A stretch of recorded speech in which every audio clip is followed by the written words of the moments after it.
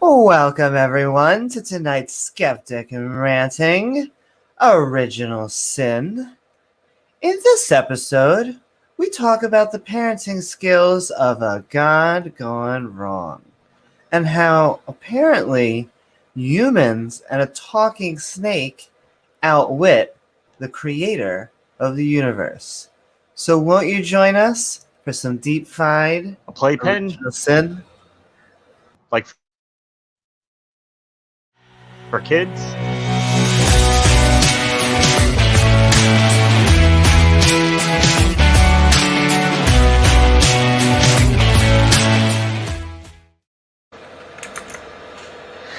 To me, the concept of original sin comes off quite evil. Maybe I'm just not understanding the quote-unquote context of the story. But after reading through the early chapters of Genesis, I have a few takeaways. Yahweh, look, I know you're a new parent and all, but are you really going to damn humanity forever over, let's call it a mistake? And I vaguely say mistake because Adam and Eve were the equivalent of children. Children, which by the story's own admission, had no knowledge of good or evil. This God put this tree right in front of their view, pointed it out, and said, do anything you want.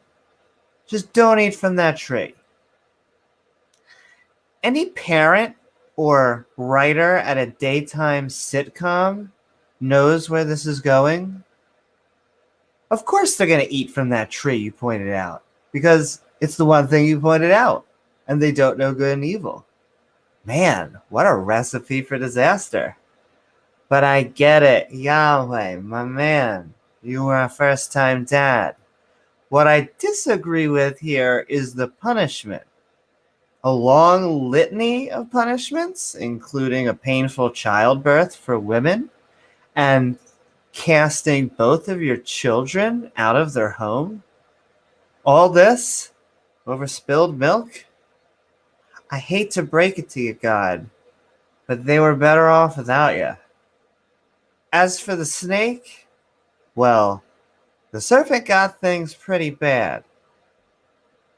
All he was doing was telling the truth, and God nerfed him harder than a World of Warcraft patch. For this, his legs got removed, and the entire species became regular, yet still pretty badass snakes. As far as Judaism is concerned, this is where the story ends.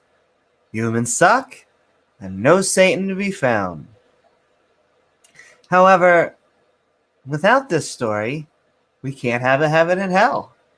And we can't get to a ritual human sacrifice like a Jesus. Yahweh loves the smell of burnt blood so much. He needs us to have someone put to death on a Roman torture device so he can forgive us. To save us from that lake of fire, brimstone, and forever torment. Just bow the knee, kiss the ring, and I'll let you worship him forever. Eve, Adam, run! Run as fast as you can. All right.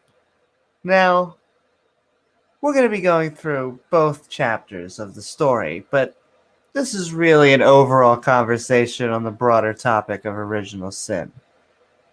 So, are you ready for some sinful, apple-loving fun with a side of hellfire damnation, James? I'm ready, Amy. What about you? I am most ready.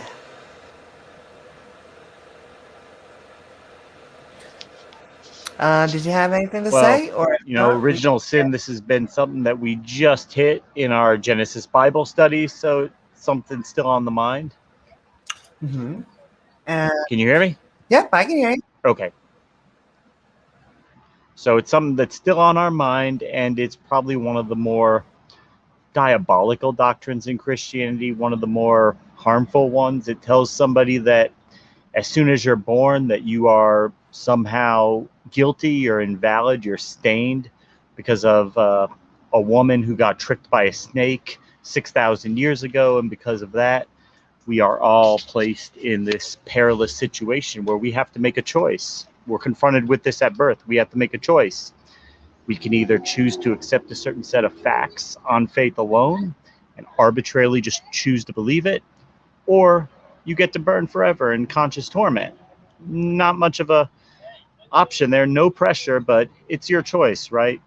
And all this stems from the idea of original sin, that you're guilty before you even do anything. You're guilty until you are somehow made innocent because a guy went to sleep for a few days. He knew he was going to come back, but I guess it's maybe dying.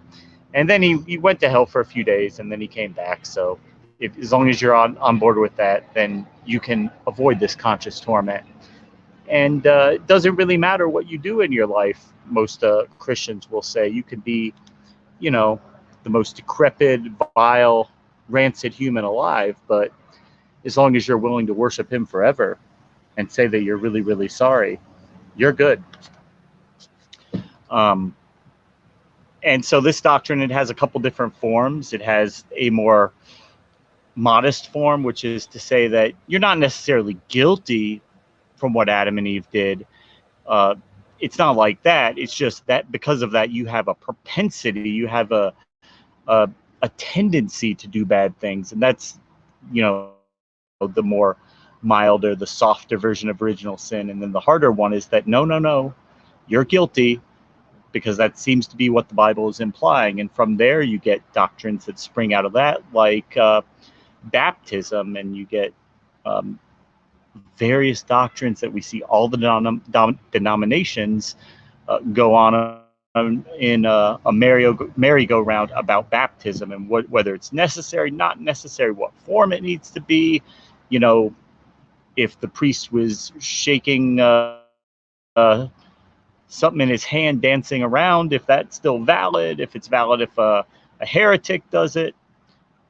And none of them agree really on basically anything, but if you take a more traditional view, then the baptism was necessary because you have original sin, and the baptism was the completion. It was the analogy of circumcision, which was done, you circumcised a child without their will. It was an act of faith on behalf of the parents, and that's what baptism became when children and infants were baptized. And it was all because of this original sin doctrine that you need to cleanse the original sin, even if it's a baby, or they still can't go to heaven. Now, most Protestant denominations don't hold that anymore.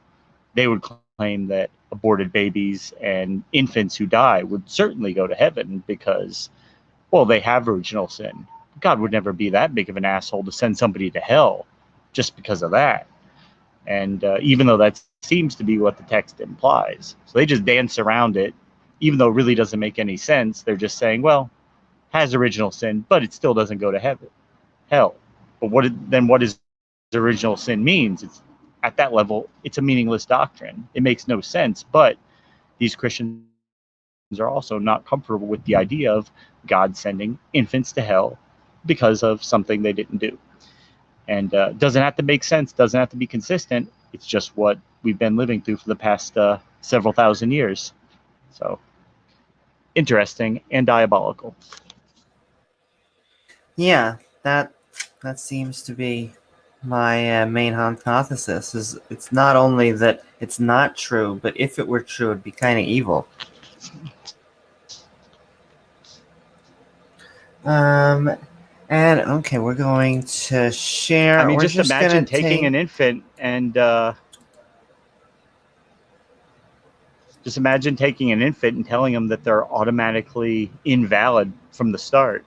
They're defective. They are, terrible human pieces of garbage before they even do anything.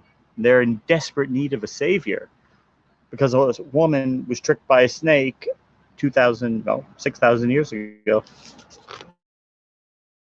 Yeah, and the event to me, doesn't warrant the punishment that happened. And then the having to save us from the event that doesn't really need that big of a punishment is also very dramatic. Did you have to kill someone because we were punished forever because of the talking snake incident? You couldn't have thrown that under like whoopsie. Like I guess you learn one. No, you have to.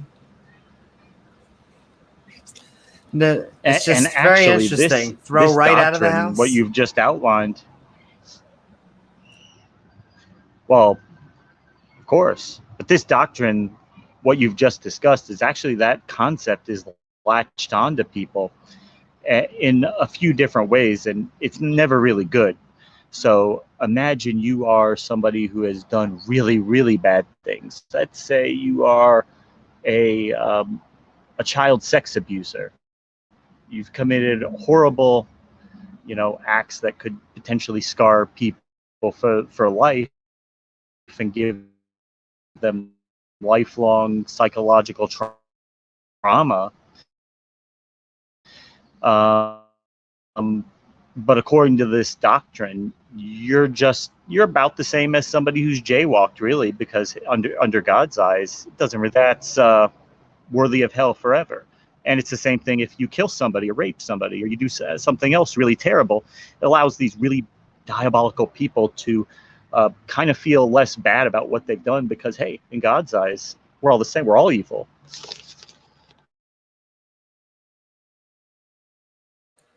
Yeah, and the other thing is both questions from Dog and Tao, not questions, but more. Well, this is a question. According to those crazy Christians, Jesus has already sacrificed himself for original sin. Why are they still instilling this fear in children's minds if it was done and dusted 2,000 years ago? Like, yeah, should have been taken over. We should be able to have a good time now. Why is it another thing I never understood is why the torture forever, it depends on the belief, but the torture forever in not believing, in not converting to the specific religion.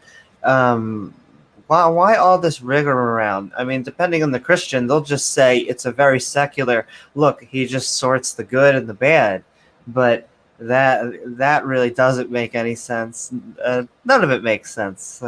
Well, James? yeah, there's a few complicated apologetics going on there, and one would be the what they would say for the hell part was that let's say somebody is born into a society where they just never hear about Jesus, so they never have a chance to be saved, to be forgiven of their sins. Now they would say God's not sending them to hell because they rejected Jesus. That's not why they're going. They're going for their violations of natural law, like their lack of charity, their lack of love and understanding of others, and the things that they did that were, that they knew were wrong, like the violations of their conscience. It's,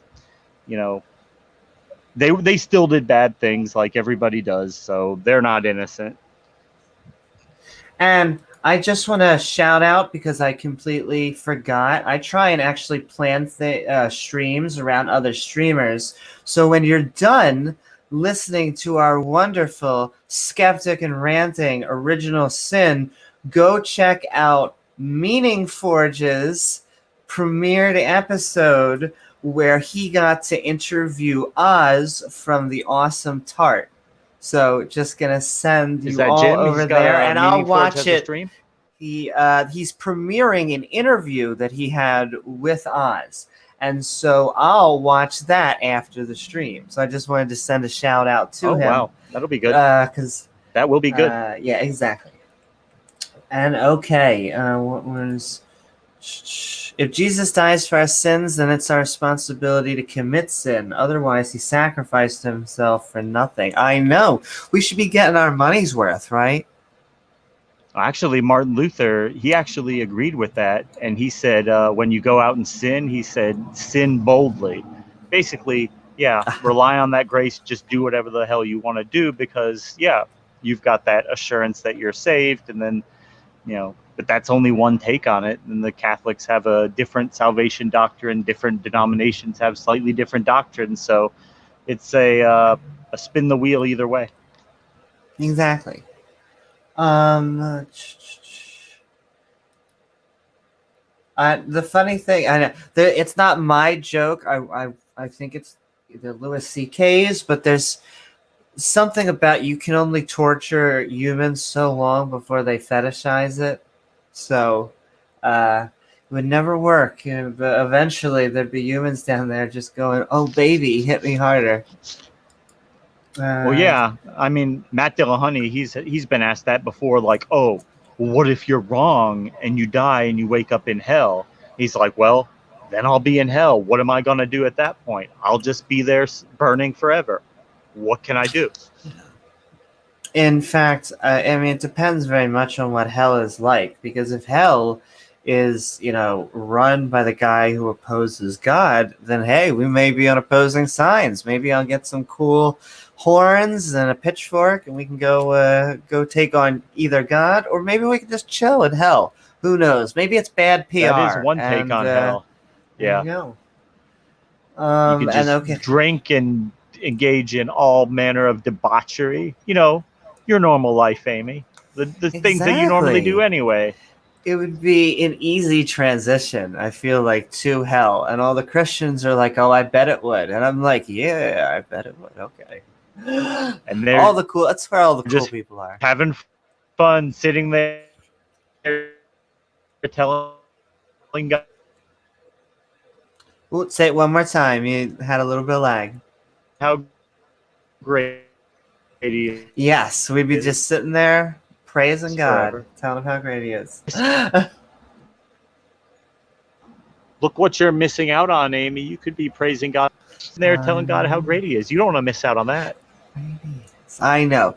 Instead, what I try to do is I try to pray to the spaghetti monster, hoping that he will not torture me with his noodly appendage. And hopefully it works out. Oh, Um, lash you with his wet noodle yes. Woohoo! That also and sounds spray red like a good sauce on time. you. Exactly. Um, Dog says Jesus died for what it said in the Bible: insurrection, criminal activity, sedation, being the enemy of the state, blasphemy, and other misdemeanors. Yeah, I mean, my view, I tend to take a half, like somewhere approach. I know it's in between in the atheist community, whether he existed or not, the mythicist position, or whether he was. I'm okay. I could be convinced he was, but from everything, the records that we could actually say, it's that there was a guy. He probably pissed off the conservative social religious community at the time. They went to the state and were like, "Hey, he's blaspheming. Can you get him to shut the fuck up?" And they did. They got him to do that by nailing him to a Roman torture device, which is where it got the name Roman torture device from. And Well, yeah. yeah, I and lean toward the yeah, mythicist view, but I mean, like Dr. I can Richard Carrier understand said, that. we're open to seeing evidence that he was real, but it's just not very convincing as of yet. See, I lean in the direction harder that I'm less convinced that he resurrected.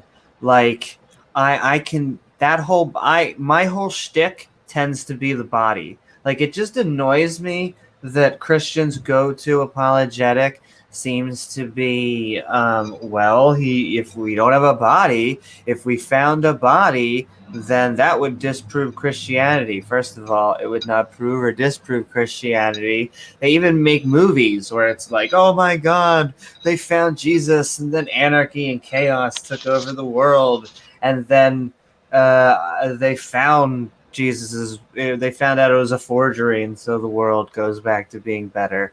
And it's like, really? All over a dude's body?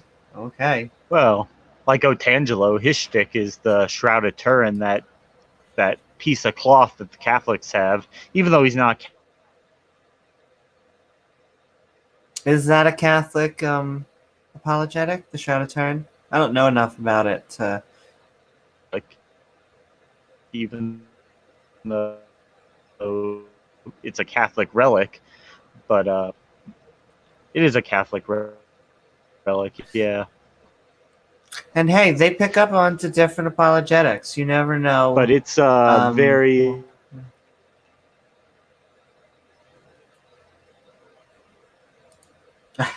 I forget what the Gandhi quote is. I like Christ. Your Christians are so Dubious. unlike your Christ. Well, I feel bad, James. Just if I'm talking over you, it's only because it's in between. It's all.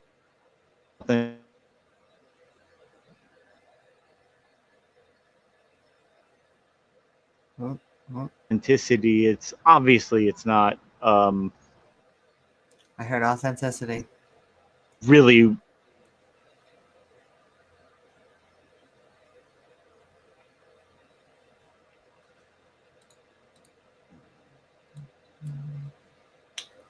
In the book of John, Jesus got his disciples to sell their robes to buy swords. I think he had a bike heist plan. That would be so funny.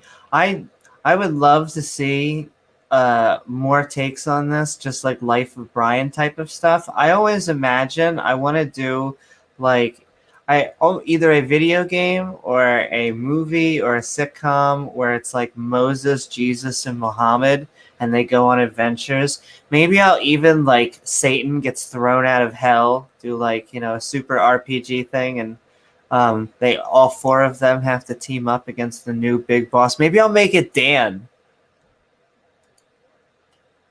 Good What I missed. times. Welcome back, James. I think I'm creating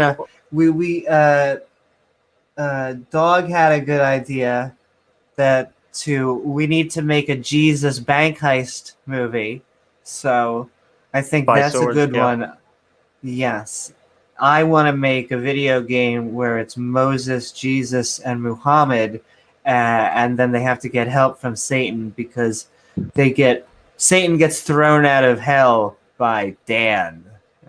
By Dan, and the Dukes take over. The Dukes, Dan and the Dukes take over. We'll go real Super Mario RPG on it.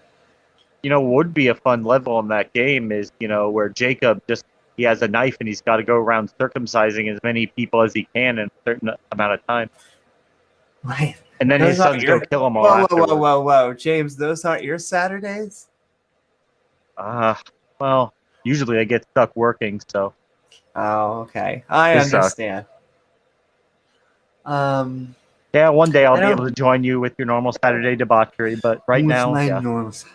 And okay, we're gonna do it's short. It's only a half a chapter on the chapter 2 and a half a chapter on chapter 3. This whole scene. We're gonna read the scene, and then we'll do some discussing, and then we'll open it up to open mic if anyone would like to join us. But let's see, right before humans, I'm going to do the little preamble, and then we'll do the first man, and we'll see how this party got started. According to Mormons, Jesus was the greatest American that ever lived. Oh, I love that shit.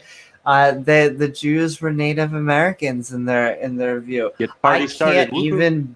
I can't even be offended because it's so funny. That's one of those things where they're not trying to be offensive, and that kind of just makes it funny. People hate going to church every Sunday. Imagine an eternity.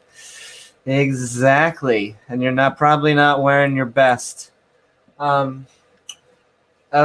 the second creation account. We're going to skip the first one because that is, in my opinion, now that I am reading the Genesis for really the first time, the first Genesis account within Genesis is the only happy time. That was it. That was the only God created shit, and there were no other characters, and it was good. And then you see this? This is when it all goes downhill. Chapter 2, right here in the second half. All right, the Earth before humans. if you have seen our also lovely Bible study, this once again, this is the King James Bible that we're using, but it also has some lovely annotations over here from the chapters. Some lovely contradictions of science and history, absurdity, contradictions with itself, always a good one. And we're not going to be doing a whole Bible study in this episode, but just figured we'd go through the Garden of Eden and have some fun. Give us a good base for the conversation. We're not going to get to the baker. Okay. We're not going to get to the baker. We're not going to get to... Poor Baker. Yeah. Could have baked something before he died. He could have. He probably should have been baking things for the Pharaoh Bling Bling, but he wasn't. The Earth before there were humans. All right. I'm sure this is the last time where things don't fuck up. These are the generations of the heavens and the earth when they were created, in the day that the Lord, before Joe DiMaggio, Lord God made the earth and the heavens. In the beginning, the plants didn't exist because God didn't make a rain yet. And since there wasn't a man till the ground. And every plant of the field before it was in the earth, and every herb, oh yeah, baby, of the field before it grew. For the Lord God had not caused it to rain upon the earth, and there was not a man to till the ground.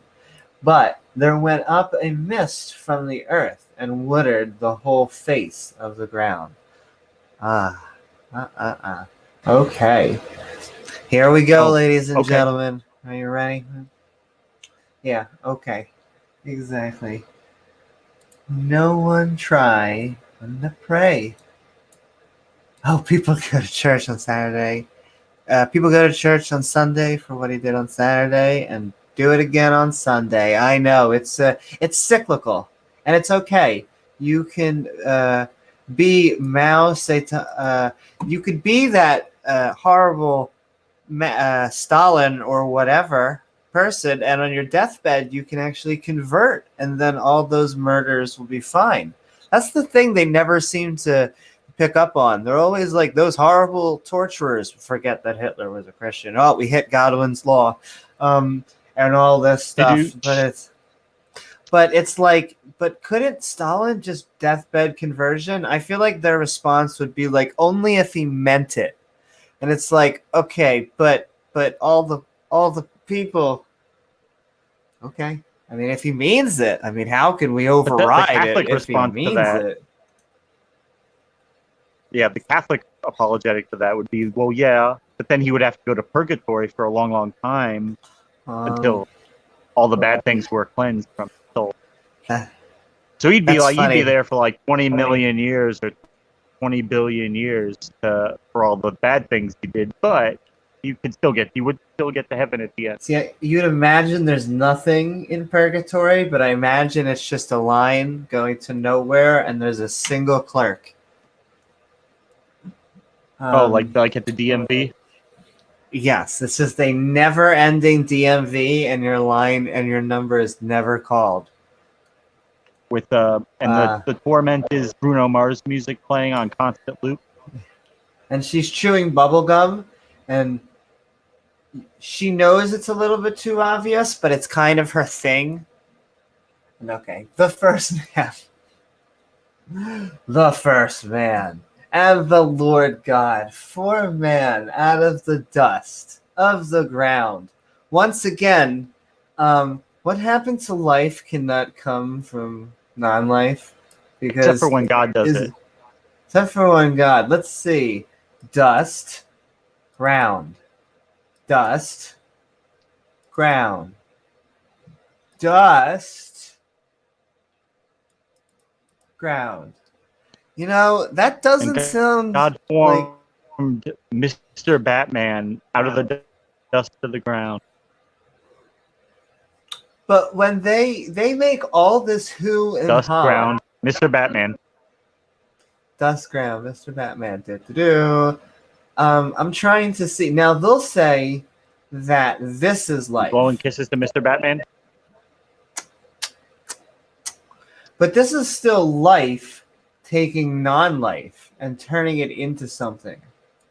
This is still just like Eh. there's still it goes both ways, no matter which way that you work it. It's still turning non-living material. It's non-living. Birth, you could do anything. I mean, Jesus would be like the best buddy to have. Go to like PGI Fridays and just order sodas with free refills, and he'll just turn it into beer. We'll just turn it into beer. There you go. You cheated. You ripped them off. And my joke is just like Patrick Swayze. It had to be clay. It had to specifically be dust and clay.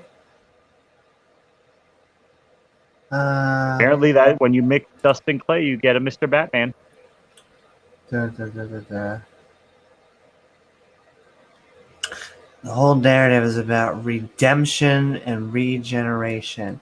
Yes. Well, the kind metaphorical version that I think a lot of liberal Christians stick to is, scary. Well, don't you?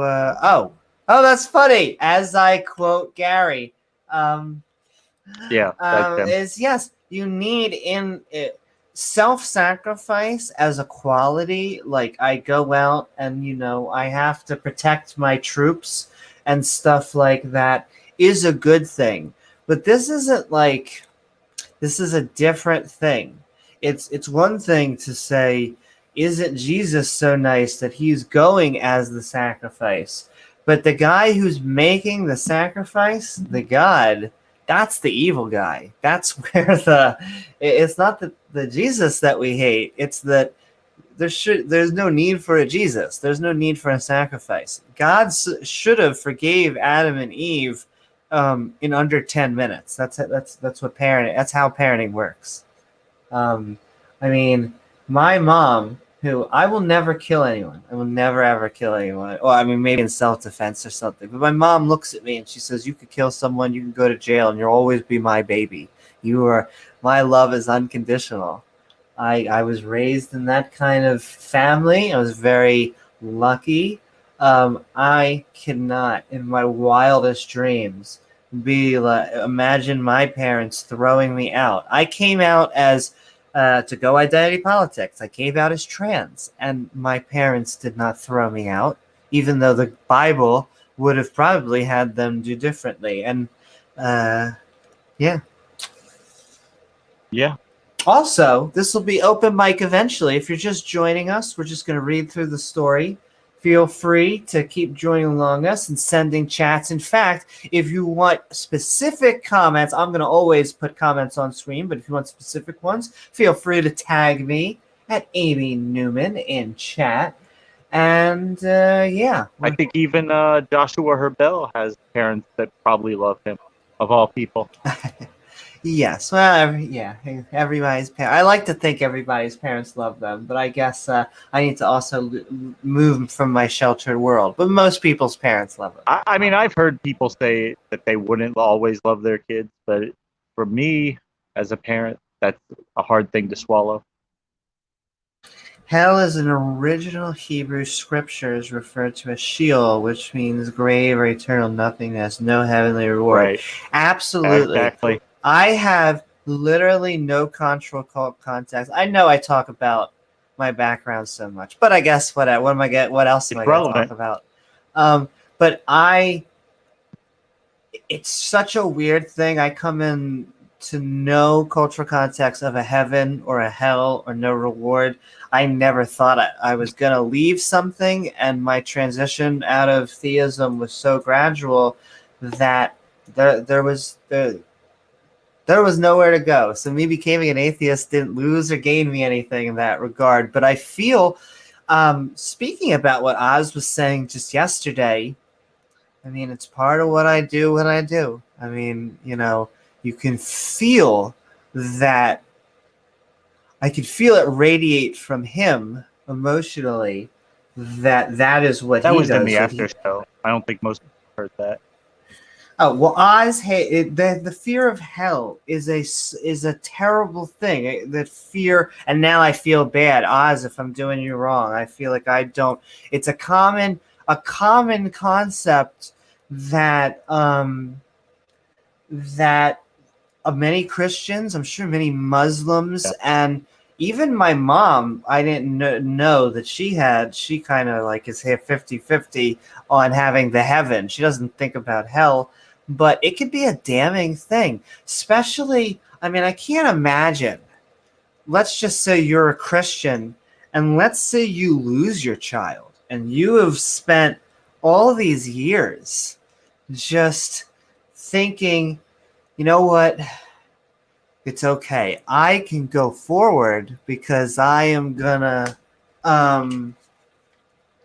see my child after this. I'm going to get to see them, my family, my loved ones. I'm going to be able to make amends, and taking that away. It's removing that. But if you care about the truth, that is what's going to end up False being hope the is guiding cruelty. light.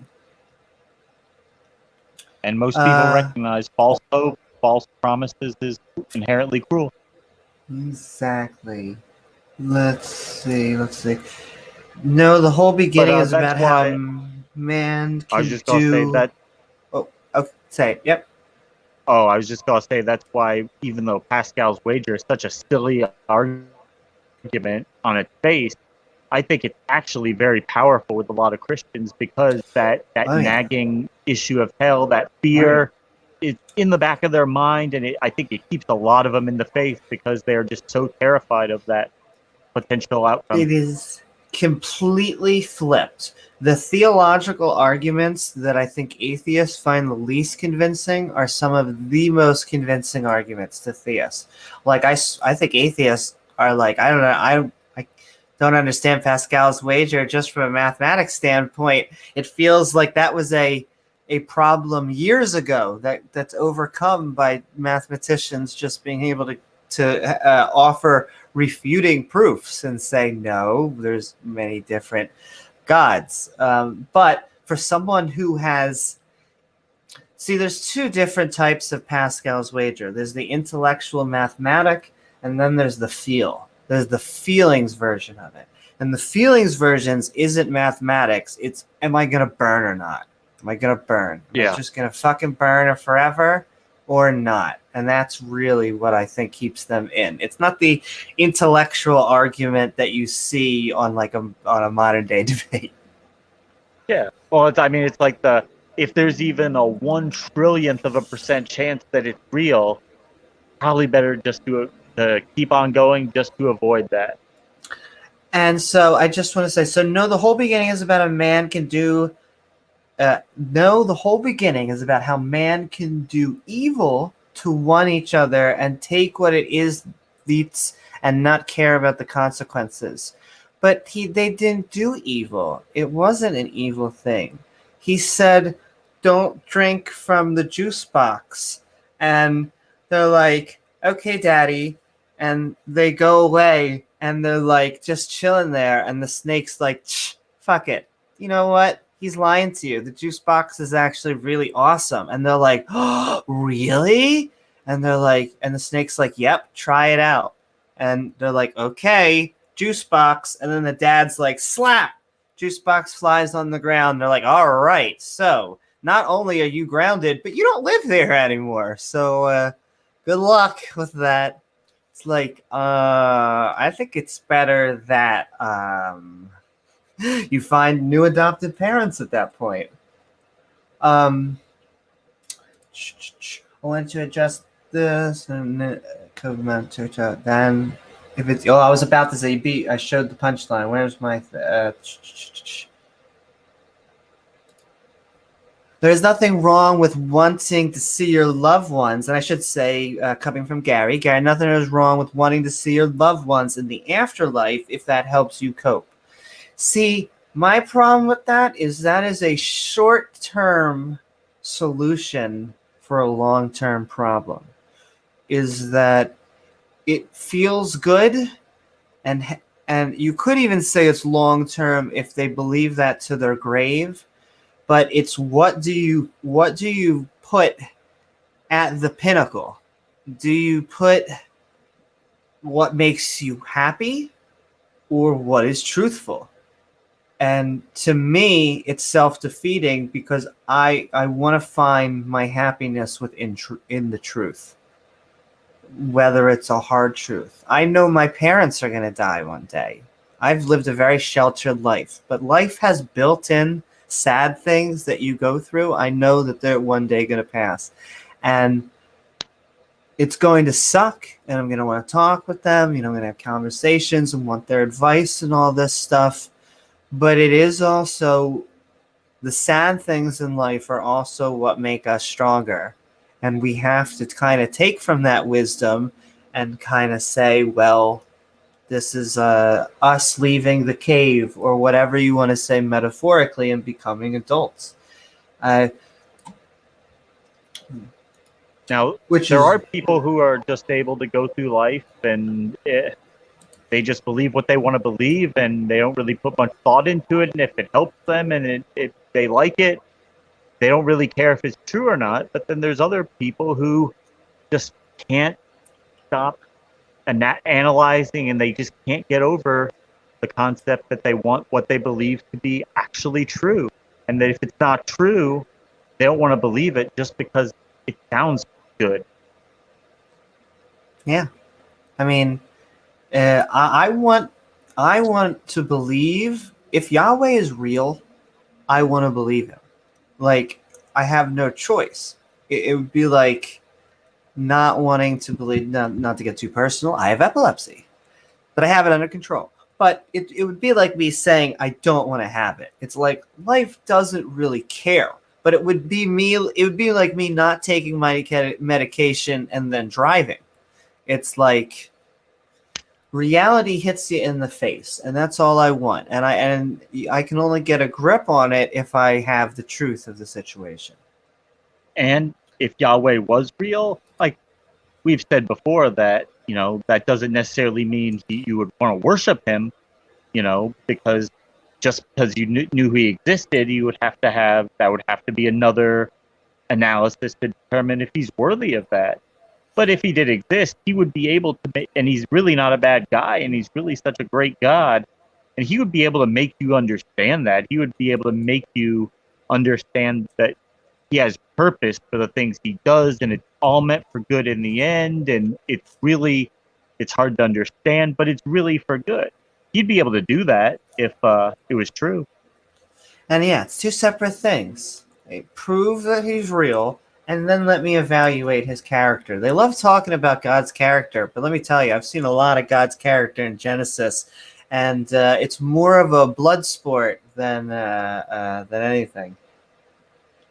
A random blood sport, like all the people that do bad things, and it's like once a while he decides to punish somebody for it if he's really pissed off.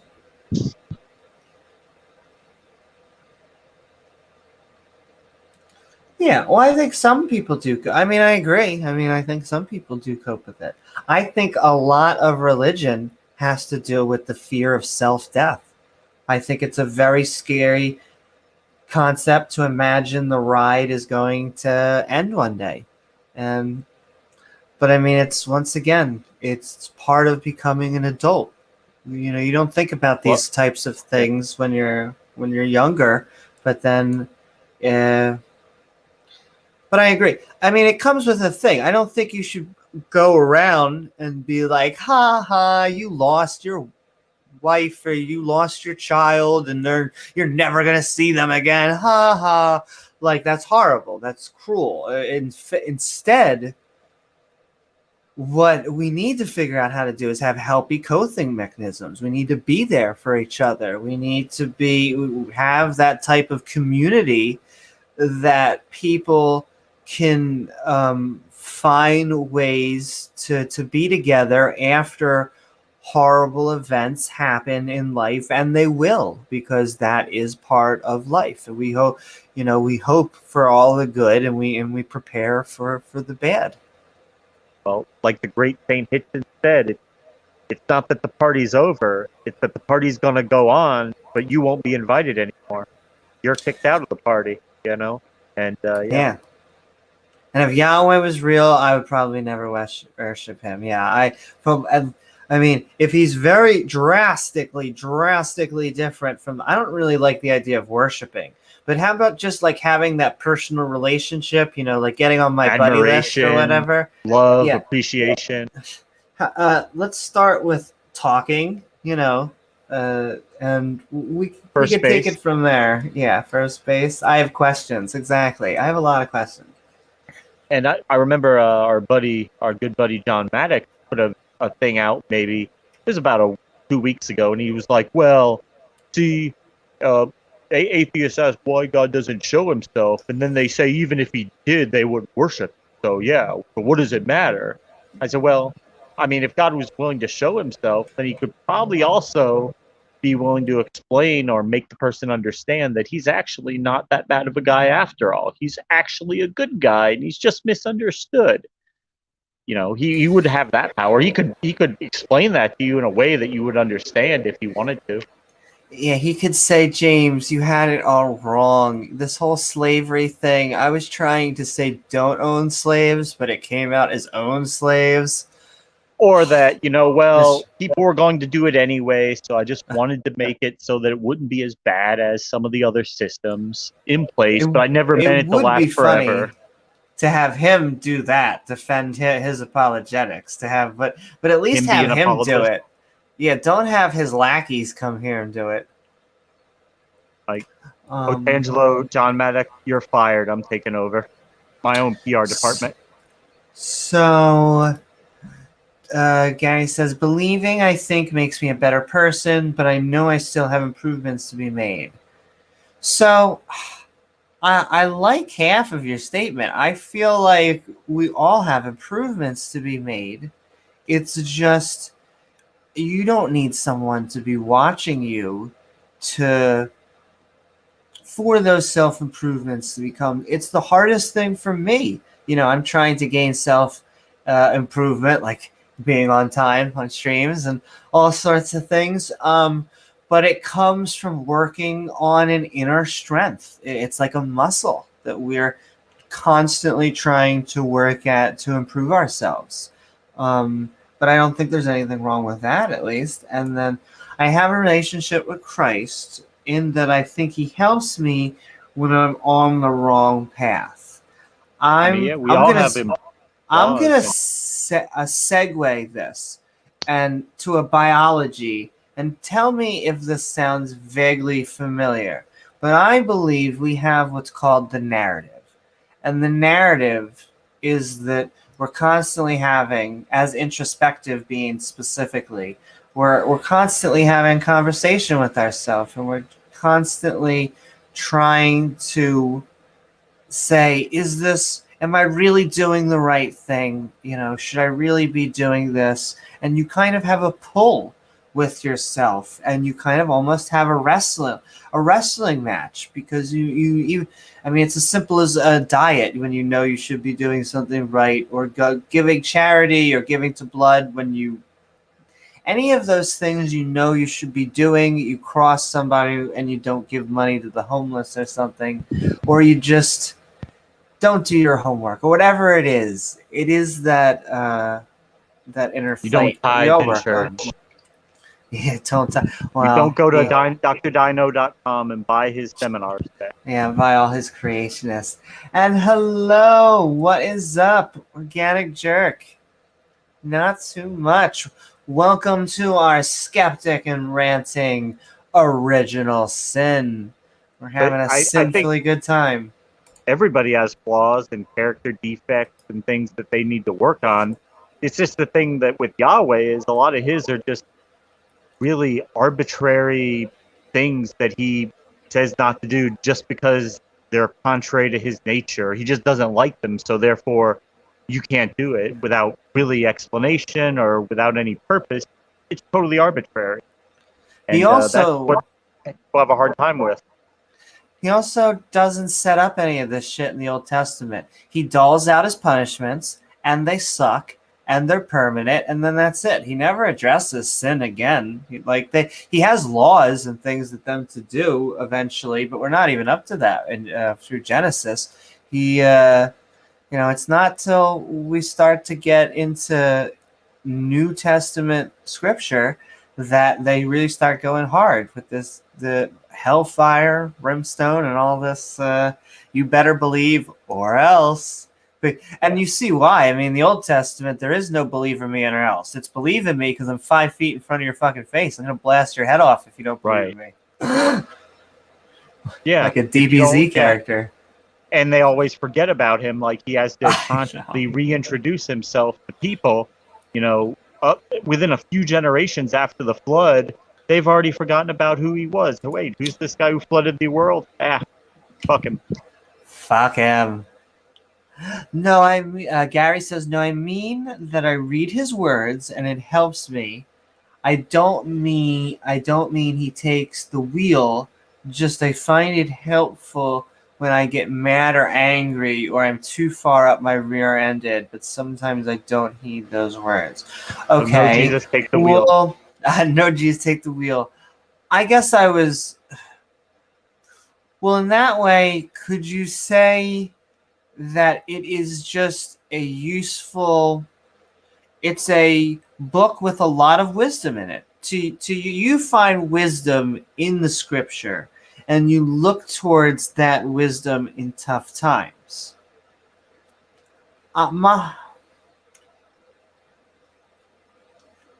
mean, it could be placebo effect. It can be comfort. Anything, I guess, can have a positive effect. I consistently will quote a Game of Thrones quote forever, which is, never forget who you are. The world will not. Wear it like armor, and it can never be used to hurt you.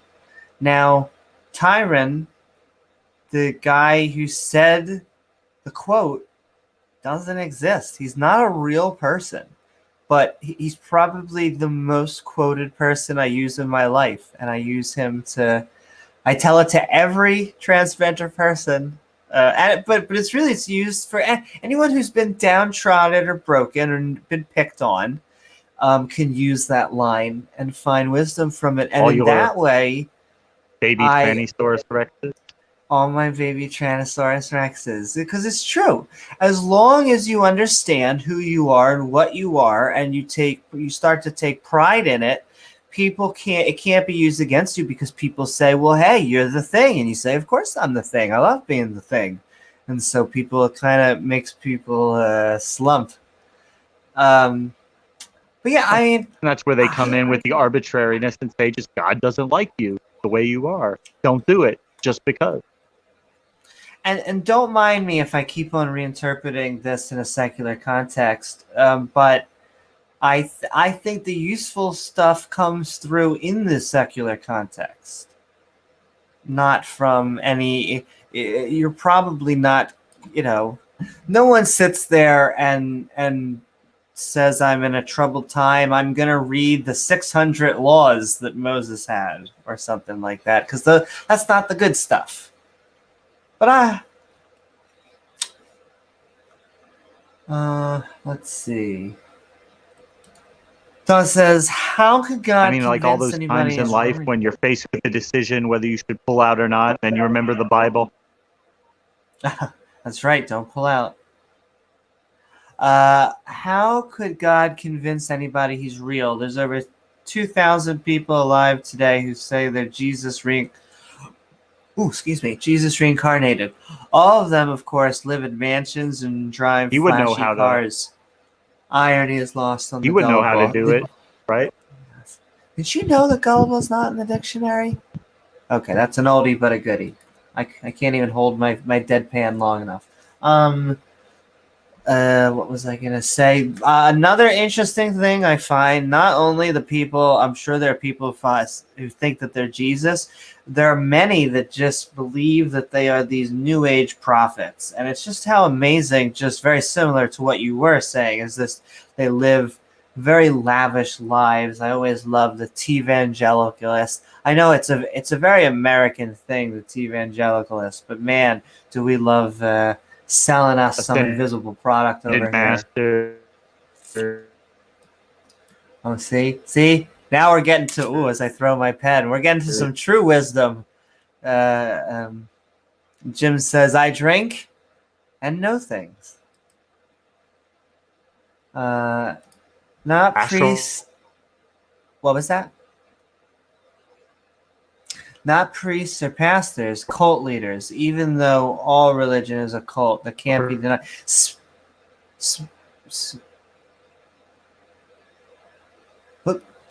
Speaking of cults, I'm going to quote, it's my favorite awfully used Joe Rogan quote, which is, you want to know the difference between a religion and a cult? In a cult, the leader knows that it's all full of shit. In a religion, that guy's Evangelicals dead. that, or I know. What? But yes, that's my favorite about that. awfully quoted joke. Somebody told Aaron Ra he should quit hanging around dumb people that believe in evolution. And Aaron Ra said, oh, instead of talking to professors and famous physicists and scientists, I should be hanging out with cult leaders in backwoods Alabama. Let's see, that's where people truly know Jeebus. Okay, we'll go a few more seconds. I'm looking at the chat, and then we will go back into reading the Bible. The Bible? The Bible? BTW, I think some people need some comparative religious studies are usually around here. BTW, I think people need some comparative religious studies. Cults are usually around hero worship. Yes, well, so I agree. I think that the quote eerily applies to most of the religions, but yes, if you want to use an actual getting people out of things, it has to do with control. The reason that Scientology is such a friggin' cult is that because they tend to their flock a little bit way closer. And they won't let them get away. And so, Christianity, you have 1 billion people on the planet. How are you going to control that many people? It's much harder to wrangle. Now you try and do that locally. You get churches and you get more charismatic preachers that come along. And but then with those more charismatic preachers, with that re-wrangling, what ends up happening is you get very cult-like again. And so, good old cycle. Good old cult. Good old David cults. David Caress. Marshall Applewhite. And okay, That's, so Heaven's Gate where committed suicide they're in the 98 drinker. for Hail Bob. You know what? Speaking of that, we should do a stream. That's fantastic. Let me write On that cult? down. Because no, the Heaven's Gate people recorded a last message before they committed suicide. That's like an hour long. Yeah, so did Jim Jones in Really? Jonestown. Oh, we should do No, that. that's eerie because you can hear the people being shot in the background and Are you fucking people are serious? begging for their lives and their kids. Yeah, it's like 20 minutes, I think. Whew. They're telling him, oh, contact the Heavy Soviets. shit. And he tells people to do it, but they don't. They just mix the Kool-Aid up and start dishing it out. My favorite rendition of that is by Kay and Peele, who basically are pretended the people are being interviewed. The two random strangers, it seems, are being interviewed after a doomsday cult just killed themselves, and the people being interviewed have their shirts inside out, and they have like it drip all over, like the Kool-Aid on their shirt, because clearly they were like drip drip drip drip drip drip down their shirt instead of actually drinking it.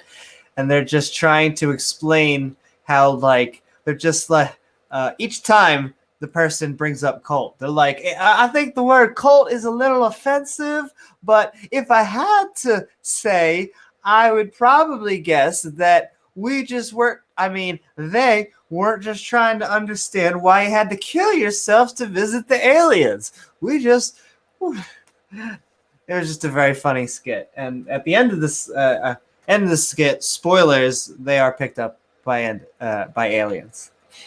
But it is a great sketch. Just imagine that, hey, there's a comet flying by and there's a spaceship behind him. We got to kill ourselves so that the aliens will come and take our spirits on their ship. I mean, come on. It all makes sense now. Why didn't I think of that? Why did I think of that? There's a spaceship up there. They'll take us, but only after we're dead. Well, Donald in the house, and if my mouse could work, the God of the Bible, if it weren't impossible, would be either Bible. I'm sorry, the God of the Bible, if it weren't impossible, would be either stupid, cruel, or both. I freaking agree. I mean, it's the concept I keep going back to. I want to know if it's true. If the Bible is true, fine. If we could throw it in a lab, but if it was true, it would be freaking evil. At least from everything I can tell as a conscious, moral human being.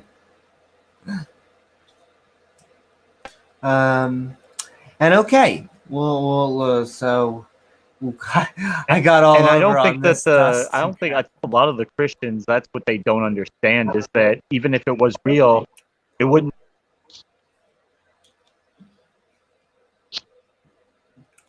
That's what who would even if they knew he was real, who still wouldn't worship him because hey, he's an asshole. And I don't care if he can do mean things to me after I'm dead. He's still an asshole.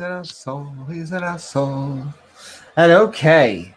And the Lord God planted a garden eastward in Eden, and there he put the man whom he had formed.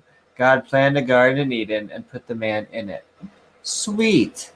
The two trees, and out of the ground made the Lord God to grow every tree that is pleasant to the sight and good for food.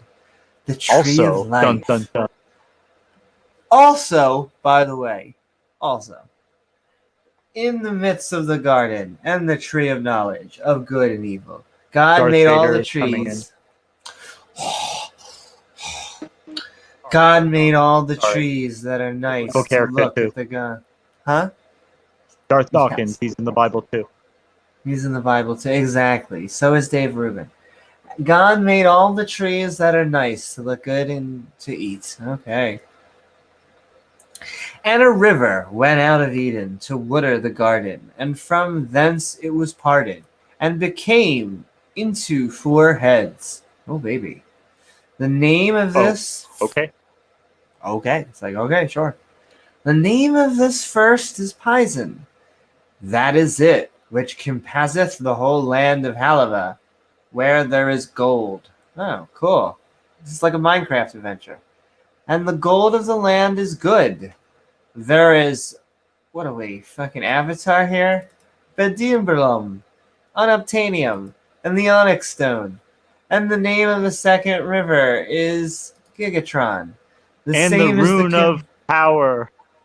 And the rune, and the 4 eternal, the stones, yeah. It's the power stone.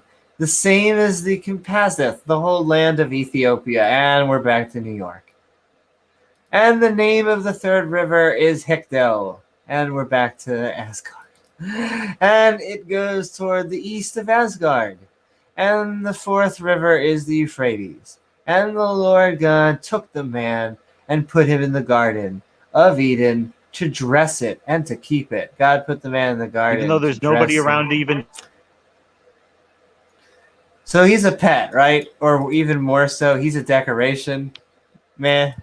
Adam's basically just put there to look pretty. Okay.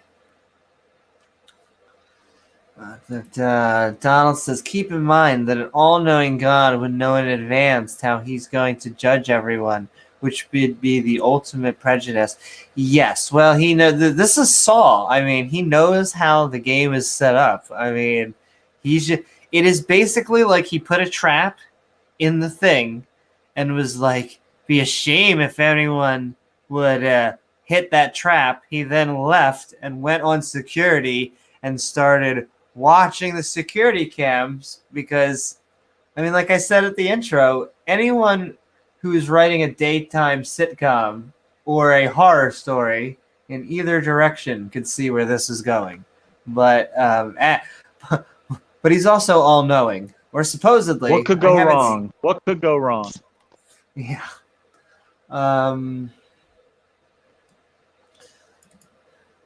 Conkers are not good for eating. But the tree of knowledge of good and evil. That's how it all started, people. Tree of knowledge. Don't eat it. So you were wondering how it all began, how I got here. Well, it's a funny story, but the tree of knowledge of good and evil, thou shalt not eat of it. Down. My life's been crazy ever since. Now back to Yahweh's Creek. For in the day that thou eatest, thereof thou shalt surely die. Now this is the thing that atheists and Christians fight over, because it's like, well, the snake was right, they didn't die. But then the Christians are like, well, it was metaphorical, or they eventually died. Well, it's like, okay, but God was making it so scary. And why couldn't God put like a force field or like a fence or a wall or... He had to give them free will. Free will. Once again, a concept that I don't think is ever going to come up in the Bible. I've never We haven't seen those it yet. words. Haven't seen it yet. Still waiting for it. Donald says, also keep in mind that an all-powerful God chosen to give everyone free will. Oh, yeah, exactly. Free will is such a... come get your free will. Free will. Free will. Now with a family plan. God creates help meets for Adam. Like big The animals. Okay. Foot out there in the woods. Yes, he creates Bigfoot. Haven't seen it yet. But honestly, I honestly think Bigfoot could have been a better father than what's going on here. But we'll find out. And the Lord God said, it is not good that man should be alone. Why? I mean, does God even know what... Does Adam even know? Oh. He's got a TP going on. He's got a TP. But it's just so funny. He has all these human feelings. Just God's like, all right, I'm playing The Sims. And all right, I set the level up. And I got my first dude there. Oh my God, he's not doing anything cool. I probably need to get him like someone else. Need to make another sim. Not a wingman. Not a wingman. No. A wing woman. Whoa, James. No homo. A rib I will woman. make him a rib woman. Very specific. He's going to go get a McRib. A McWoman. I will make him in help meet for him. I don't know what English this is, but I'll take it. God said, it's not good for the man to be alone. I'll make a help to meet him. Okay? And out of the ground, the Lord God formed every beast. Once again, inanimate. Inanimate. I want to know what ground is made of, except for ground. Oh, like Ken Hovind would say, dirt. Like the Big Bang was dirt. Are you trying to tell us we come from dirt? I don't know. Are you trying to tell us we come from ground? The Lord God formed every beast. Everyone knows that you have your local pig tree. Isn't that where you grow your bacon? And every fowl of the air, and brought them onto Adam, to see what he would call them. And whatsoever Adam called every living creature, there was a name thereof. I'm going to call that a hippo, and that a chicken, and I'm going to call that a Tyrannosaurus Rex. A Tyrannosaurus Rex. He would have had to name the dinosaurs, right? I mean, they were there. And every fowl of the earth, and brought them unto Adam to see what he would call them, whatsoever Adam called every living creature. The name That's thereof. Ken Hovind. That's John Maddox. Yes. Every fowl. Every fowl. Okay, so this is about how the Jews came to be in Africa, Middle East, because their ethnicity followed They're Euphrates. What? I mean, I feel like that's an interpretation. Where is Africa? I mean, I if you mean, just want to rationalize it any way possible and keep believing it, okay, but I mean, once you get into metaphor, you can make, like I said, like a sacrifice makes sense when you're doing like Saving Private Ryan. I'm fine with all that stuff as long as it's not literal. Once it's literal, it becomes. Why couldn't God not be a dick and why couldn't God just not be a dick and share the fruit of anti-dumbassery and anti-death with them and just be a dude? It's because that's not what psychopaths work. Yeah. he And didn't. That's not welcome what he Nana wanted. It wasn't Zabel. his plan.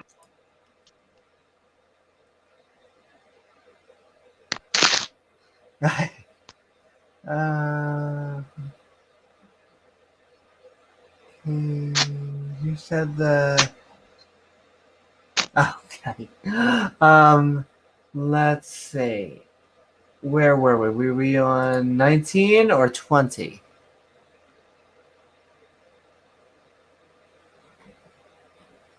Oh, James, hi. That's okay. And brought to them, Adam said he would call them. And Adam gave the names to all the cattle and the fowl and every beast in the field. And Adam was not found and helped meet for him. Adam named all the animals, and none of them appealed to him as a help meet. Wait, what?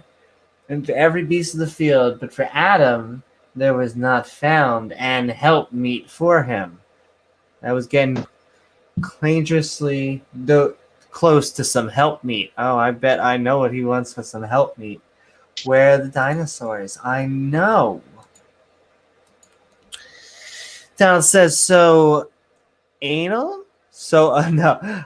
So, an all knowing, all powerful people owner punishing the two people who directly disobeyed him by only allowing them to live hundreds of years longer than anyone lives these days. Oh, yeah. Technically, I mean, I wish I was a spry 600 like Noah.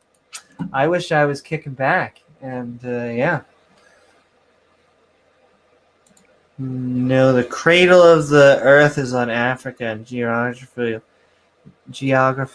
they had to be around there due to the population being all over Africa, Middle East, Syria, Ethiopia, Alexandria. I agree that this might have been a story of the Jews and this was their oral telling of things like that.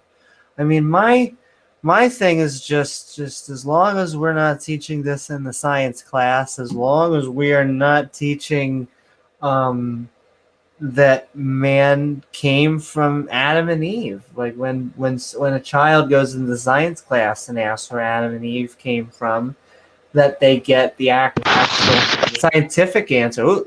But I'm fine with having this being the oral tradition of the Jews. This was their explanation. This was them telling a story. I like a secular version of prophet being storyteller. I view myself as a storyteller. I like telling stories. The bad thing comes when you say, hello, I'm a prophet. I'm going to tell you the future, and I speak from God. It's like, yeah, probably not. Whatever, buddy. Just do you want to flay a fish or not? If not, get out of the line. The first woman. Big Mac. Dun dun dun. I know I'm getting hungry. At one point, James, I'm gonna hand this over to you we'll go open mic and I'll grab a snack. That's what will happen. Ooh, hungry for an apple. The first woman, a McRib. And the Lord God caused a deep sleep to fall upon Adam, and he slept. And he took one of his ribs. Not a regular sleep, but deep sleep. A deep sleep. Okay, good.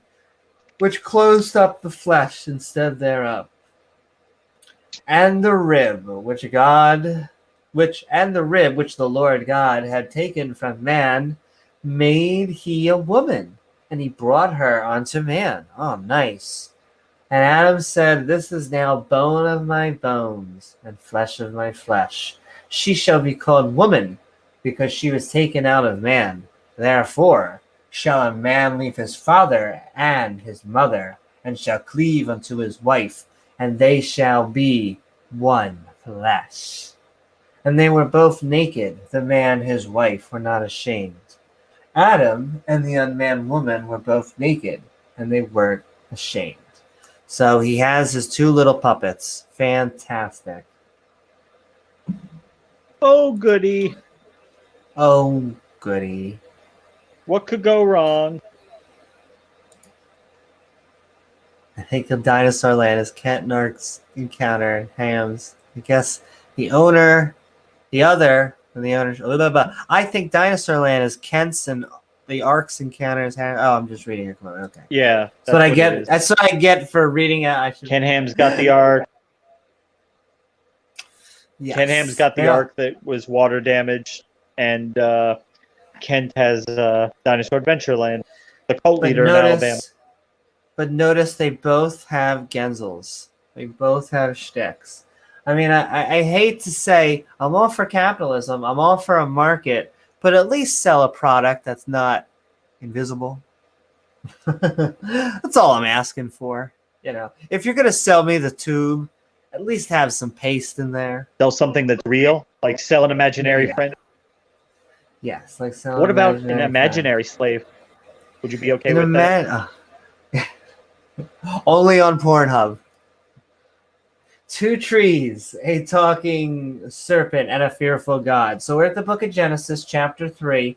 We're only going to read this chapter, and then we'll go back into just the general overview.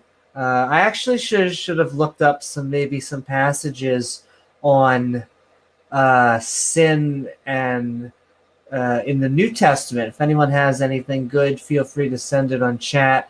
But I just had to go over these two chapters because it's just so fresh in our mind, having gone through Genesis, that this story itself seems to send us on an avalanche of so much. Because without this story, there really is no Christianity. Yeah. So now, so two trees, a talking serpent, and a fearful God. Just give me 1 second to get a drink.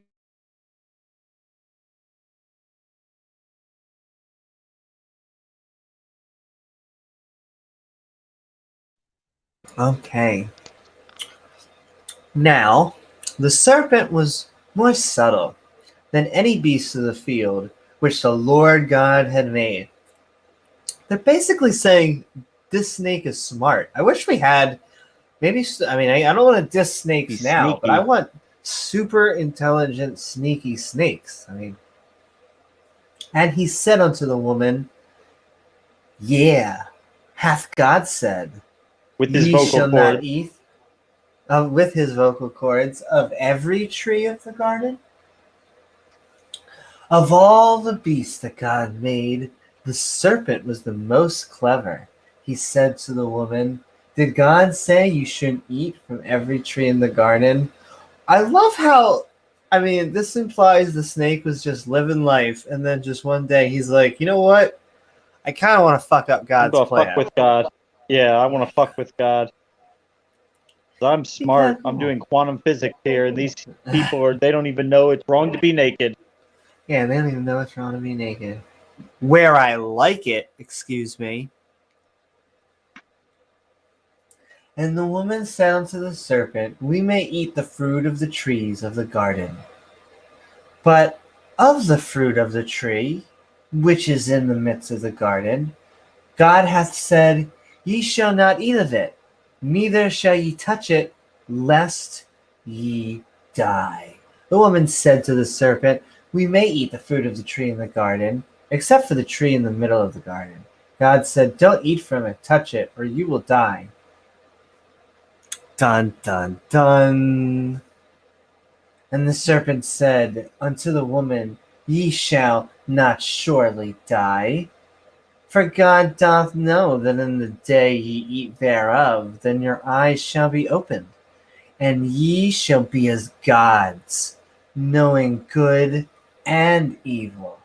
The serpent said, you won't die. Yep. God, You remember from Ken Hovind, and he said that's where the devil invented the theory of evolution, right there. What? Oh, right there? He invented lying? Is that what you're saying? He said right there, God, he invented evolution because he said, "You shall be as God. You're evolving to be a god." You're evolving. Oh, you're evolving to be a god. It does say that you'll be as a god, but I mean, is that it? That's all it takes is to have wisdom? Like, can we go and get a PhD in being a god? 'Cause, I mean, that'd be In cool. that aspect, and just in that aspect, I guess I don't. It's Hovind's thing.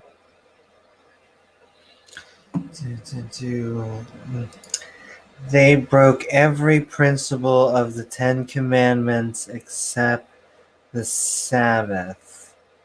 There are no commandments yet. What do you mean? Nor is there a Sabbath. All I did was eat the tree.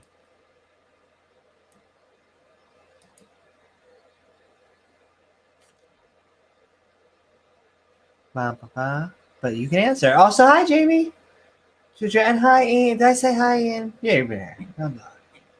Yeah, you've been rolling along.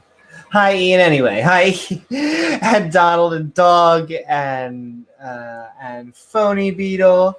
What does the serpent symbolize? You know, a lot of times the serpent has seemed to come in our culture and Western culture as more evil. You see this in Slytherin, but I feel bad for the snake. I like snake ooze. They're pretty cute. You know, not everyone does, but they have different things.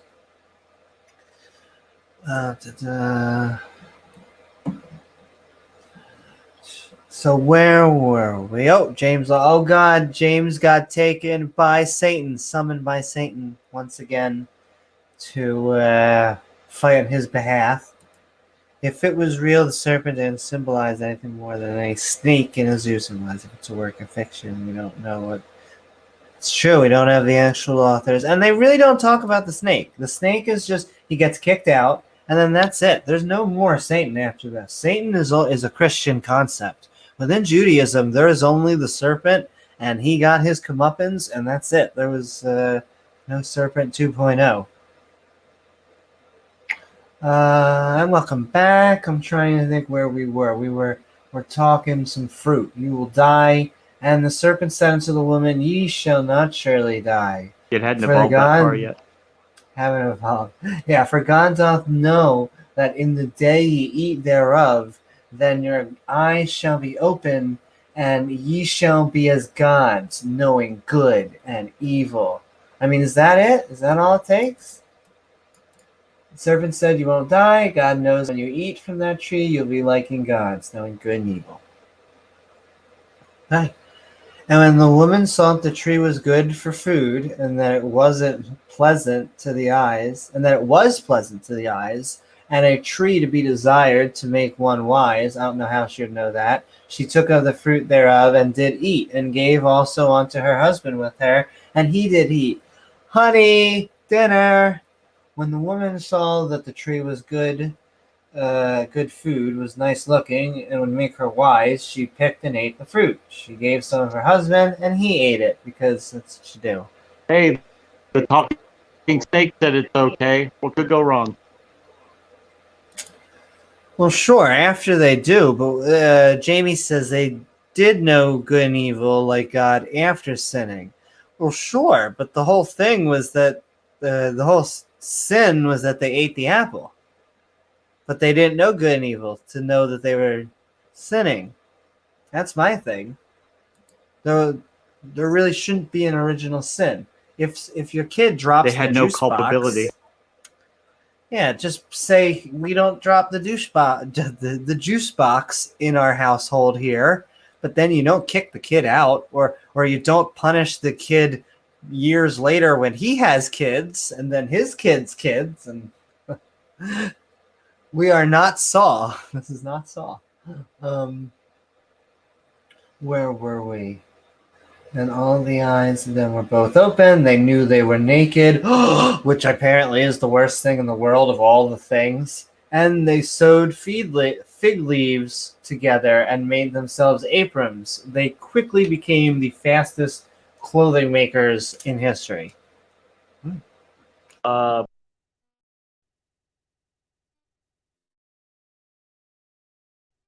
find that quite impressive. Okay.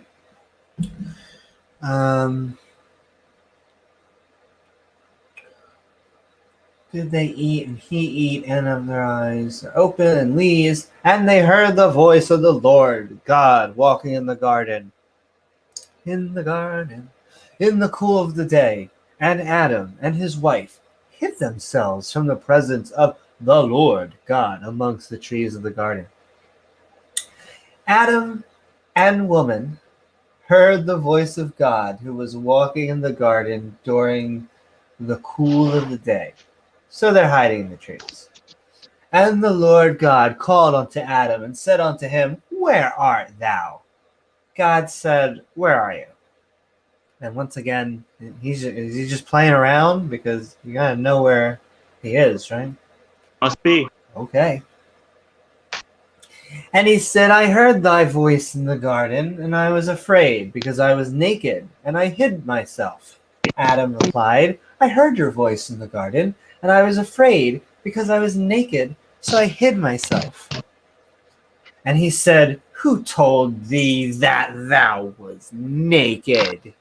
Hast thou eaten of the tree? I don't want God to see my pee-pee. Has thou, though if God can see everywhere at once again, even if you cover, he's still seeing your pee-pee. Hast thou eaten of the tree whereas I commanded thee that thou shalt not eat? God said unto Adam, Who told you you're naked? You haven't come across any talking snakes, have you? Oh, that'd be bad. They get around in this neighborhood, so you never know. And he said, Who told you that thou were naked? Hast thou eaten of the tree, the one tree that I told you not to eat and specifically pointed out, and it was probably sparkling and had particle effects around it? I commanded thee that thou should not eat. God said to Adam, Who told you that you're naked? Have you not eaten from the tree that I told you not to eat from? And the man said, The woman whom thou gavest to be with me, she gave me of the tree, and I did eat. The man said, The woman you gave me the fruit, and I ate it. And the Lord God said unto the woman, What is that thou hast done? And the woman said, The serpent beguiled me, and I did eat. God said to the woman, What have you done? The woman said, The serpent fooled me, and I ate. Passing that blame down. Oh, really, I mean, I don't know who to really blame here. It is ultimately Yahweh's fault. You could blame the snake, because if the snake wasn't in there, none of this would be happening. But who made them stupid enough to believe to be tricked by a snake? Yahweh. It really is Yahweh's fault. And even if Adam and Eve did eat it, they didn't have good knowledge. Even if they had good knowledge of good and evil, you don't punish someone this hard. So it's like wrong. It's still a stupid, arbitrary, levels. Harmless thing. And Antangelo says if there was no original sin, Jesus would have come for nothing. And yeah, I mean, that's what we're saying. You hit the nail on the head right there. You hit the nail on the head. There was no reason for him to come. Sin, and there was no reason for Christianity. We agree. No garden, no devil, no cross, none of it. No Shroud of Turin. And where were we? Were we on 15? It's starting to get all colorful here. I'm losing my track. Though colorful is the good stuff. Above here, 14. And the Lord God said unto the serpent, Because thou hast done this, thou art cursed above all cattle, and above every beast of the field. Upon thy belly shalt thou go, and dust shalt thou eat all the days of thy life. God said to the serpent, You are cursed more than all animals. Wow. From now on, you'll have to crawl on your belly and eat dust. No. And I will put enmity between thee and the women, and between thy seed and her seed. It shall bruise thy head, and thou shalt bruise his heel. God said to the serpent, you are coarse morning animals, you're going to eat dust. I will put enmity between you and women, between your seed and her seed. It will bruise your head, and you will bruise his heel. Oof. Lots of fun. Heel bruising. Yeah.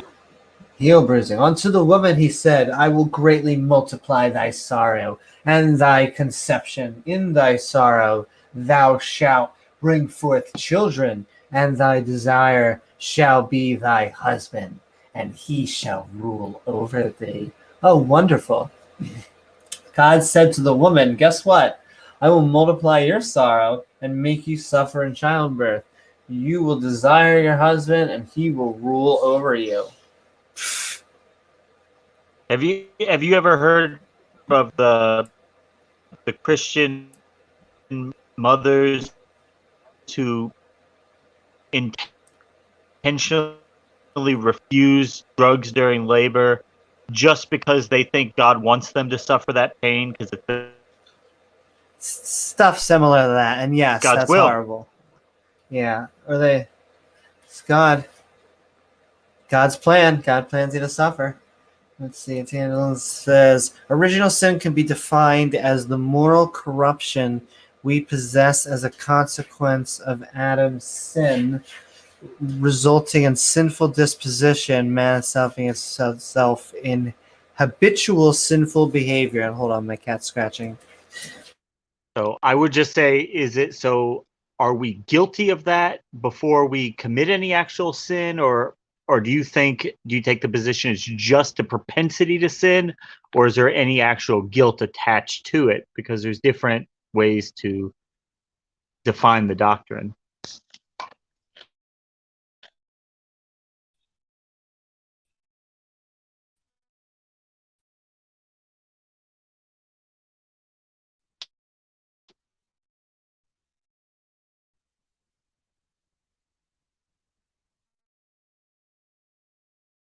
Okay, sorry about for a few seconds of dead time. I'm back. Just wanted to, my kitty goes in and out.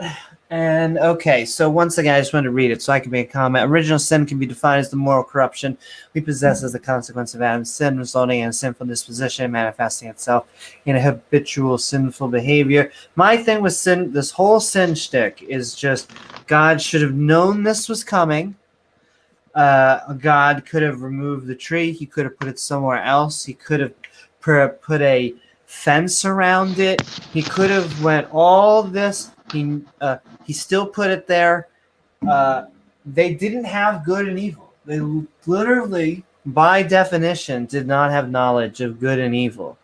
And the moment that they're able to know any better, he punishes them. And he punishes them in just ways that seem to be not equal to the crime.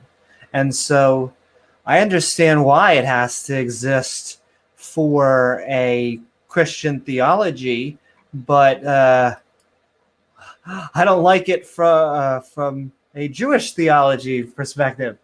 And Still doesn't make sense. It was nice having you, and it doesn't Bye, make Ian. sense. Yeah. Unless you get super metaphorically. But, I mean, from a literal standpoint, this does not say anything. Jamie says he knew and they still did wrong. Okay, but how is that the kids' fault because the kids didn't know good and evil? Yes, if your kid knocks over the juice box, it is his fault. But it is up to the parent to then say, how are we going to handle this situation? Do I clean the juice up and say, we don't do that, and if you do that again, you won't get another juice box? Or do you take the juice box and you hit the kid over the head with it? I mean, it's not that it's what kind of parenting that he's doing. You know, they talk about him like this fatherly figure. I am not impressed with his parenting skills. And Tangelo says, what are you going to say? No. What's so And Tangelo saying? Tangelo going to say, we are sinners not because we sin.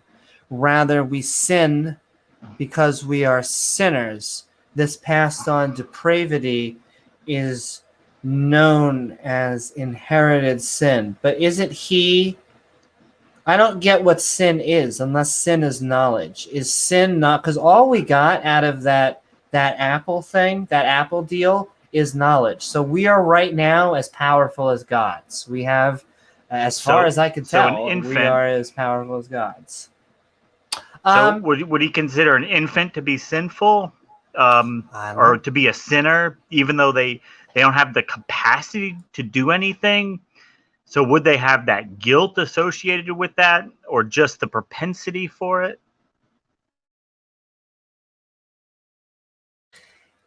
And just to answer, Jim, when we open in the stream, we're going to get through this third chapter, and I'll just talk with round it up with James for a second, and then very shortly. So and we'll open it up for open mic. Just wanted to really set the stage, see the story that we're talking about, and then atheist, theist, welcome on board. Come on down to the pit, Tangelo. It's nice and warm. Exactly.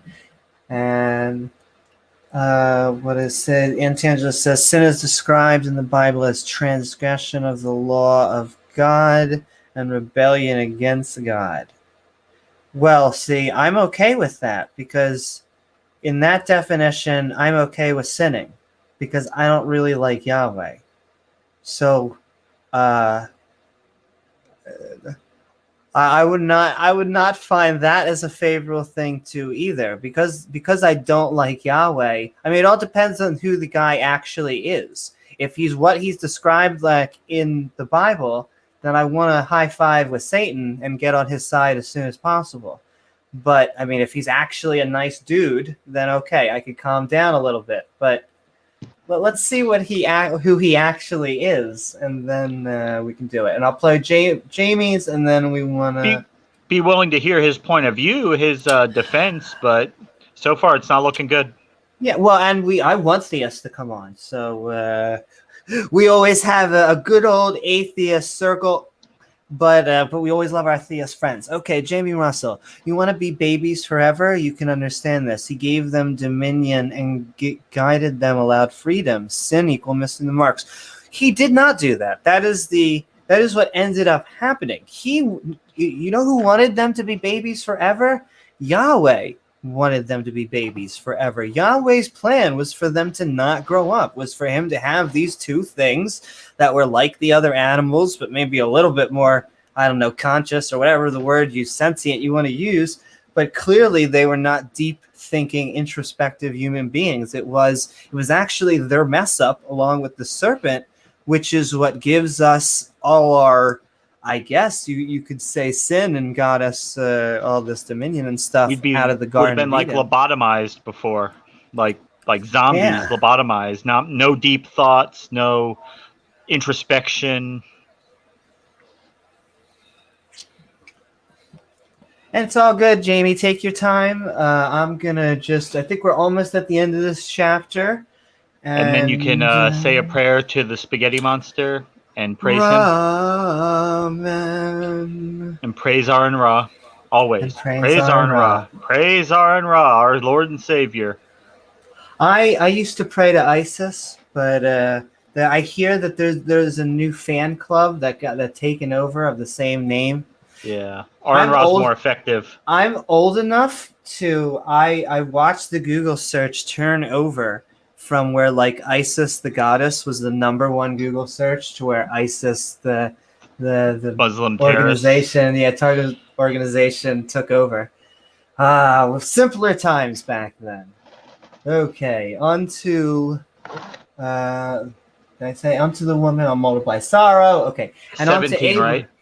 Yes, and on to Abraham. He said, because thou hast hearkened unto the voice of thy wife, and has eaten of the tree of which I commanded thee, saying, thou shalt not eat of it.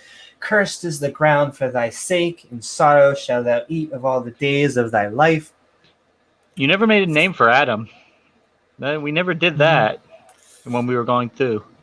It's It true. was early. It was, yeah. I could have made Adam and Eve jokes, but we were so young back then. Yeah, that was like a month and a half ago. We call it Adam and Steve. And thou shalt not eat. But then, see, then that's not fair to Eve, because then I'm not really making fun of Adam. You're misgendering Eve. Yeah. I know. In sorrow thou eat of the days of thy life. Thorns also thistles shall it bring forth to thee, and thou eat the herb of the field. Oh, baby, I do that. In the sweet of thy face shalt thou eat bread, till thou return unto the ground, for out of it was thou taken. For dust thou art, and unto dust thou return. And Adam called his wife's name Eve, because she was the mother of all living. Adam named his wife Eve, as you do to your wife, because she was the mother of all living. And Eve said to his wife, and did the Lord God make coats of skins and clothe them? And the Lord... He did know her. Oh, baby, he knew her day in and day out. Very well. Very well. God made skins of coats for Adam and Eve. Fantastic. And the Lord God said, behold, the man is become as one of us, to know good and evil. And now lest he put forth his hand and take also... Wasn't Pete out protesting for the animal skins? They come in chapter 4. And okay. Take also of the tree of life and eat and live forever. Therefore, the Lord, Titan Uranus, has sent me forth from the Garden of Eden to the ground from whence he was taken. So he drove out man, and he placed at the east of the Garden of Eden cherry bums, and a flaming sword. They're presumably there to this day. You could probably go see them. I don't know how many cherry bums I've eaten in the past week because I've lost count, honestly. So he drove out man, and he placed at the east of the Garden of Eden cherry bums, and a flaming sword, which he turned every way to keep the way of the tree alive. Woohoo! Whew. And there we go. We have we got there's that our good summation of the literal interpretation of Adam and Eve getting thrown out of the Garden of Eden via some snake action. I don't know. What do you think, James? It's yeah. What else can we say about it? It is what it is. It's pretty scary when you think about it. So Antangelo says, God created the world not primarily to promote happiness. Well, we can both agree there. But to manifest his own glory. Manifest his own glory? I don't know what that means. That almost sounds kinky. But if he just wanted to prove himself, there are way easier ways. That how badass he is and how powerful he is and just how cool he is.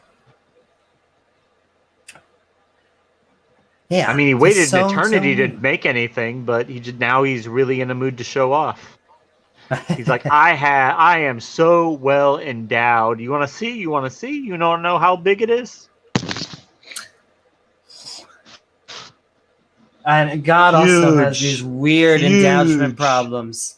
You can't wait till you get to the Tower of Babel. It's too big. Huge hands. Huge hands. And so in a second, we're going to transition over to the open mic format. Want to hear what you guys have to say. Atheist, theist, come on board. If you're just joining us, come on down to the pit. We are talking... Yeah, come into the pit. We're talking skeptic and ranting, original sin. We're talking Old Testament, New Testament, the concept. Come talk for some extrified, crispy original Yahweh sin. Versus common sense. Yahweh versus reality. Versus common sense. Versus humanity.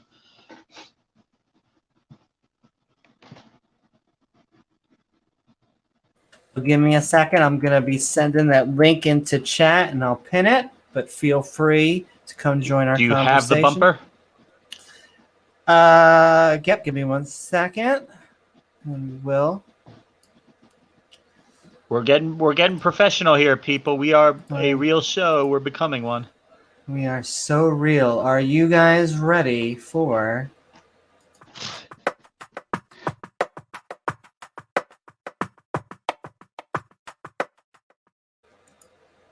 You don't have to take our existence on faith alone. We're willing to demonstrate it.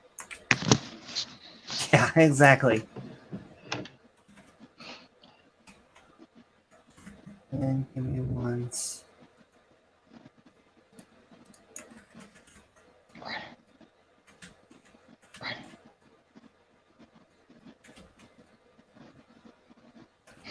All right, there we go. If anyone would like to join the conversation. Open bar down in the pit. Open bar. And then I'll pin it. Every channel on the TV has nothing but debauchery, evil. Bad things. Bad things. God's primary, Antonio says, God's primary purpose is in allowing the fall was to showcase his glory, both in the original creation and also in his powerful and merciful restoration of the creation from his rebellion. Whoa. God's primary purpose, what? In allowing the fall, so he allowed it to happen. He knew it was going to happen, was to showcase his glory. I still want to know what his glory is, because that sounds kinky. Both in the original creation, his glory hole, his all powerful. He's not all powerful. He let it. He could have made a fence. Like, we have fence technology at this point. Why couldn't he just? I don't know. Okay, and merciful restoration. It's not politically correct, but a wall. But a wall. No, I said wall. There was a time and place for walls, like good old stone walls. That's why there's the Great Wall to China, before ladder technology. He could have used it. And from its rebellion and corruption. And they weren't killed anybody who invented a ladder, just kill them. And I don't know that he wanted to, anyone wanted to rebel. They were just obeying the snake. God could have said, and hey, Dak, I see you back there. We'll let you in. Give me 1 second. But he could have done things differently. It feels like this was just plot. For his own glory. For his own glory. The God glorifying God's vocation, total rejection of all salvic blessings that flow from him. The God is glorified. I don't even know. The God, these are words, I do believe. The God glorifying goods of incarnation. But my friend, ritual human sacrifice. No one needed to die. And okay, I feel we now have two. I'm going to go. He's trying to say it was more fun that way. It was more fun for God to do it the way he did it. Fun that way. He's entertained. And so I'm going to let Donald in. Donald, when you're done your opening statement, or just to say hi, we're talking about Skeptic and Ranting Original Sin. Tell me when you're done your statement, and then I'll let no Oz in, or non-Oz. Well, I got a whole bunch I'd like to say about this whole metaphorical versus real sense. But I'd just like to point out that Otangelo apparently thinks he can read God's mind better than the people who wrote the Bible could, because the stuff he's claiming the Bible meant to say, it didn't say. And I think that's worth pointing out. If God really had actually meant to do the things that Otangelo said he meant to do, then he probably would have done something a lot more like leaving Adam and Eve live forever and building a zoo around them, because that way we could come and visit Adam and Eve, for the rest of forever, and or however long, Yahweh decided to let humanity exist, and get the story straight from them, rather than having to read it in some book that's been retranslated and retranslated and retranslated. They could have suffered having to live in that cage for all the existence of humanity as punishment for the sins that they did and we didn't, And we could all learn from that. So maybe his God is just really stupid, but it appears to me that his God just either isn't all that powerful, isn't real, or didn't intend the things that he claims his God intended. I'm done.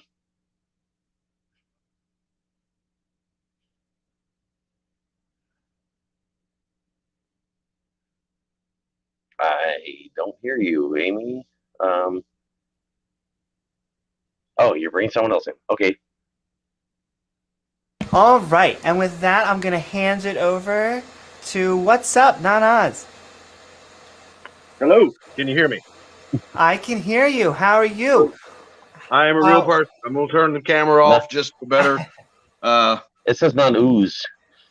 Yeah, non-oozable. Yeah, that was a Christian name from about 12, 13 years ago. It's a long story. Won't get into it, obviously.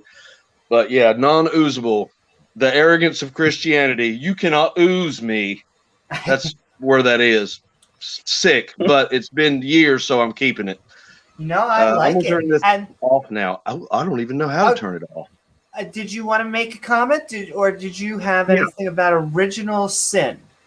Yeah, you had said earlier that if this is real, I'd like to know it, and I wanted to take the opportunity to say what I had to say on this.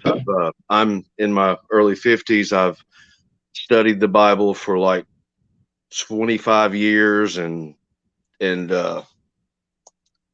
it's been 33 or 34 years of Bible study now, if you count all the years since 21. And I'm pretty convinced that if Jesus is authentic, then how do we find that out? Okay, well, what did Jesus point to? The prophets, and God, I've got to make this really quick. Jesus pointed to the prophets and Moses. Now, what does the prophets lean on? Moses. What does Moses lean on for his authenticity? God told him the stories of earth and the stories of what the first man and woman and all that, right? Well, those early stories in Genesis, the Adam, the Eve, the creation, all of it, the flood, the first stories in the first third of Genesis, and there's no telling how much more that I'm not aware of. Those stories can be found in documents that go back 1,000 years and before the time of Israel, the time that we know of that can be certified the time of Israel, which does not go back to the time that the Old Testament says it does. But anyway, those stories are not original to Israel. BC. Right, okay. Those stories are not original to Israel. Moses obviously was taking other people's stories and really, really super condensing them to make his own narrative. It's just not true. It's no more true than the gods that came before him or the gods that came after him. Yahweh is just one of the gods in the Mesopotamian god stew. And had I known this at 21 years old, I would not have lost my life in fear of hell, because I knew at 21 years old when I first read Genesis, this is a psycho prick. Oh my God, he also knows what I just thought. Oh my God, I'm in fucking trouble. I pretty much lived in that kind of state for 30 goddamn years. I resent it. I resent the fuck out of it. I don't think I'll ever get over it. My life is gone because I actually believed this shit, believed this psychopath was watching everything I did and said and thought. Yeah, the camera. Yeah. I was just going to say, if you lower your camera a bit, we can see you better. It's kind of aimed up at your eyes in the ceiling. There you go. Oh, I can't see it. Not pretty, but here I am. If that's what you want, here you got it. Just trying to let you know without, interrupting too much. And we are going to bring... forever. I'm sorry. I really am. I'm aware of it, and I'm sorry. Go ahead. What? No. You can talk make sure you get everything you want to say out because we're here to hear your mind. And so I'm going to bring in the theist. Welcome to, I feel bad when it's a lion's den, but maybe can I comment on that? What you just said about hearing someone's mind. Could I? You went silent, Amy. Sure, short and pithy. Okay. I just wanted to say, yeah, I think it's interesting that you know, with modern technology are able to make it so that we can actually hear someone's mind like that. You know, hear what the person actually has to say, as opposed to, you know, how the Bible pretends to be letting people hear what is on God's mind now by having, you know, by presenting us with something that was written, you know, thousands of years ago by humans who didn't seem to do a very good job of it. So, yeah, there's that. Okay, go ahead. Okay, thank you, Donald. And with that, I'm going to enter in Jamie. Jamie, what's up? Hey, what's up? Hey, Jamie. Hi. So welcome to Skeptic and Ranting, Original Sin. Did you have any comments either about the topic or what you've heard so far, or what's on your mind? I heard some of it. Or about the Bible? The Bible? Yeah, the original sin thing. I think Otangelo is pretty much right. I mean, you do get that God could know that they're going to do that and still not be the cause of it, right? I mean, it doesn't matter that, like, even if they were completely at fault, Adam and Eve were completely at fault, the punishment does not fit the crime. If he's all powerful, by definition, he causes everything. You can't be all powerful and not do that. Well, what do you mean? Why is that? Why couldn't I'd say it'd be less powerful if you couldn't make free creatures. So you can know that you could make free creatures that make their own decisions and then know what they're going to do. As soon as you do that, you've given them some of the power that you had, and you're not all powerful anymore. I don't even know what that means. And free. That means you've given up being all powerful. You've just diminished your power, so it's no longer power over everything. I'd say you've given up control. Well, then that would be a power he no longer has. Okay, well, yeah, he gave up that control. So maybe he was once all powerful and he's not anymore. I'll grant that the possibility. These terms don't even come from the Bible. He never said he was all powerful or all seeing or all knowing. Yeah, these are assumptions people make. Well, they're philosophical in nature, but I think but it's generated from the text. It's trying to harmonize. I disagree. I think the evidence shows that God is not omnipresent. At least in this Bible, he's either being coy or he doesn't know where Adam and Eve are. He does this often. I think that's a figure of speech. That's the classic interpretation of that. It's like for their benefit kind of thing. Like he's letting them know that he knows they're hiding from him. I mean, it makes sense. It's coherent. It only makes sense from like a story structure, just like how killing Jesus only makes sense within mythic structure, but it doesn't actually make sense. It doesn't make sense literally. I get what you're saying, but it's definitely a hard thing to explain. But I mean, there's a lot of really good writing on it. If you take a literal interpretation of that, me, Adam and Eve, do I? Yeah. I take a literal interpretation. As far as really think this happened? Yeah. Do you think it's a literal, actual story as written? Okay, with the snake and everything. That's not metaphor. It's just what happened.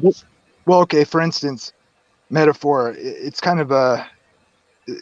Yeah, I mean, essentially, I do take it literally, but I mean, a lot of the language has more meaning. Like the whole dust thing has to do with them being mortal. You know. There's connotations there, or like the word for the serpent is, you know, I don't know that it was necessarily a snake. The word has multiple meanings, you know, things like that. Yeah, I would agree. I don't think the Bible meant to say whoever wrote it for whatever reasons. I really don't think they meant to say that literally God turned Adam into snake food. Right. It's a nuanced thing about death. No, but I don't think. But do you literally think the snake had vocal cords and spoke? You know, I don't know. It doesn't. To me, it's not a big question for me. Like, it's a thematic thing. Like the word Nakash has root, the Hebrew root words also suggest it's like that is a relation to the idea of throne guardians of the throne of God, and it comes from like seraph or whatever the word, and it's Nakash, and there's Well, like it means shining one, and later in the Bible Satan's called the angel of light, the light bearer or whatever. So if I believed that God was real, I don't get how that. I would think it would be very important to understand those details in as much as possible, because after all, it seems to be all we ever get to hear from him. Well, let me. As far as like the snake thing goes, like they call it Satan the dragon later, and it has the imagery from like the Mesopotamian stories and stuff. And so, I mean, I think those stories probably borrowed from the real story and developed their own stuff. But well, the archaeological evidence says that the stories borrowed from other stories, because there are other stories with the same details and a few characters changed and a few pieces of events changed. So, they're not exactly the same story, but they're close enough that it can be easily identified that a lot of the Bible stories are descendants of earlier stories, not descendants of reality. There's a problem with just thinking, oh, they stole the stories and made up their own. For one, if you take a young Earth perspective, that becomes kind of they wrote it down first, maybe, the other cultures. But then you can also look at it from the perspective of this is just a common cultural oral story. And so the Sumerians might have wrote it down first, but it doesn't mean they made it up first and they copied it from them and just took it and stole it. If you do take it as a real story that other religions wrote down first, then there again, like I said, if we were to believe that God is real, it would make more sense to dig up the writings of those old religions and study those as much as possible, rather than studying the Bible, which apparently then got it wrong because they copied the stories down and changed stuff. Older doesn't mean true. Older doesn't mean written down first doesn't mean it's older, and it doesn't mean it's the right version. Just like, why does every culture have a flood myth? I agree, but it would make more sense to assume that the Bible got it wrong than to assume that the other religions got it wrong if the Bible copied it from the other religions and changed things. Well, that's what I'm saying. If you're going to make any assumption about one being more likely true than the other, the Bible would seem to be the least likely to be true, because it's a copy of a copy of a copy, and there have been changes along the way. I'll let Jamie respond, but then I want to ask a new question. If we have no, I'm the one who was interrupting you. So I wanted to pose a quick question after that. Oh well, I'm done. Just trying to be helpful. My big, I would say, combative thing is with the anti-science people. It's not even always just the religious. And with young Earth creationism and with all these views, you are taking theology as science. It's not only opposing things like evolution or with common ancestry or the Big Bang and stuff. It is saying, and it sounds harsh, but we're replacing that with this rib woman story. This is how women came to be. Yeah. Women came from a man's rib. And how we could interpret that to be meaningful in any way that we want, but at the end of the day, that is not where women came from. Yeah, I have no more problem. Is it? The chromosomes I have no more in a woman. Hold on, let him respond. What? Happens to work. What do you mean? The better translation is side, his side, not rib, but side. But you could take that to mean all sorts of things, but they didn't intend on it to be a scientific detailed explanation for how God physically made Eve. I was just pointing out that this XX chromosome in a woman, the man has an XY, so that works. Yeah, if you took a Y out, you duplicate the X and you've got XX. So you could say that was removing a rib. The problem is, though, the Bible doesn't say that God removed a rib from Adam and got a woman as a result. It says that he made the woman from the rib, which would mean that the woman would, if you wanted to, right, from the rib of the guy, which means if you took the Y chromosome out and made Eve from that Y chromosome, she should have only the Y chromosome, not everything but the Y chromosome. No. Man has an XY. The Y is sex determinant for a man, and women have XX. Right. So technically, what I'm saying is the way the Bible words it, that would imply that that Eve was made just from the chromosome that had been removed. If you want to call the chromosomes a rib. I'm not trying to go that far with it. I'm just merely saying. Yeah, I'm just saying it doesn't work. If the woman had an XY and the man had an XX, and the Bible said that, it wouldn't be congruent. That's all I'm saying. Yeah, but it doesn't. But I'm just saying the way the Bible words it, it doesn't work that way. If it had worded it differently, yeah. If the Bible had said that that God removed a rib from Adam and the result was a woman, then that would fit right in with genetics. But that's not what it says. Well, it says that God made the woman from the rib. You're missing my point. My only point is you would have thought, especially I would guess that evolutionary history would suggest that because women give birth to babies, not men, absolutely, that you would have a woman would have been first to develop. Which is true. I'm really saying the chromosomes are more congruent, or they line up with the idea that something like a woman could come from a man in the sense of what's available information, not the other way around. I know you're about to say something. You do know that's not the case in a lot of other life forms, a lot of Earth life, right? I mean, that is the case for humans and other primates, and that's our inheritance. But birds, for example, have it the other way around. That I just think it's interesting. The male is the one that has the matched pair, and the female has the off-matched pair. And I just want to say, we know that generally speaking, that we all came from a population, probably originally of asexual reproductions that had mutations that allowed for things like sexes to eventually arise. And what happened is that sex is such a advantageous way of multiplying that in bureaucratic systems it completely dominates. There are bureaucrats that can still asexually reproduce, but sex is just eukaryotes. Eukaryotes. My English is And speaking of eukaryotes, Jim, which we all are. How are you? Hey, what's going on? Not too much. Hi, Jim. What's going on? What are your thoughts on original sin? I think in some ways it's an interesting idea. Which, if you were to just, I'm trying to take this from a secular point of view, and not necessarily from the Christian point of view. So what does original sin do? It is something that says that we're all flawed, and because we're all flawed, there are limitations, or there's some inherent issue that's going on. And so therefore, there's a requirement that's needed, and that is something like either grace or some ability to transcend oneself. And so I think original sin is actually not a terrible idea.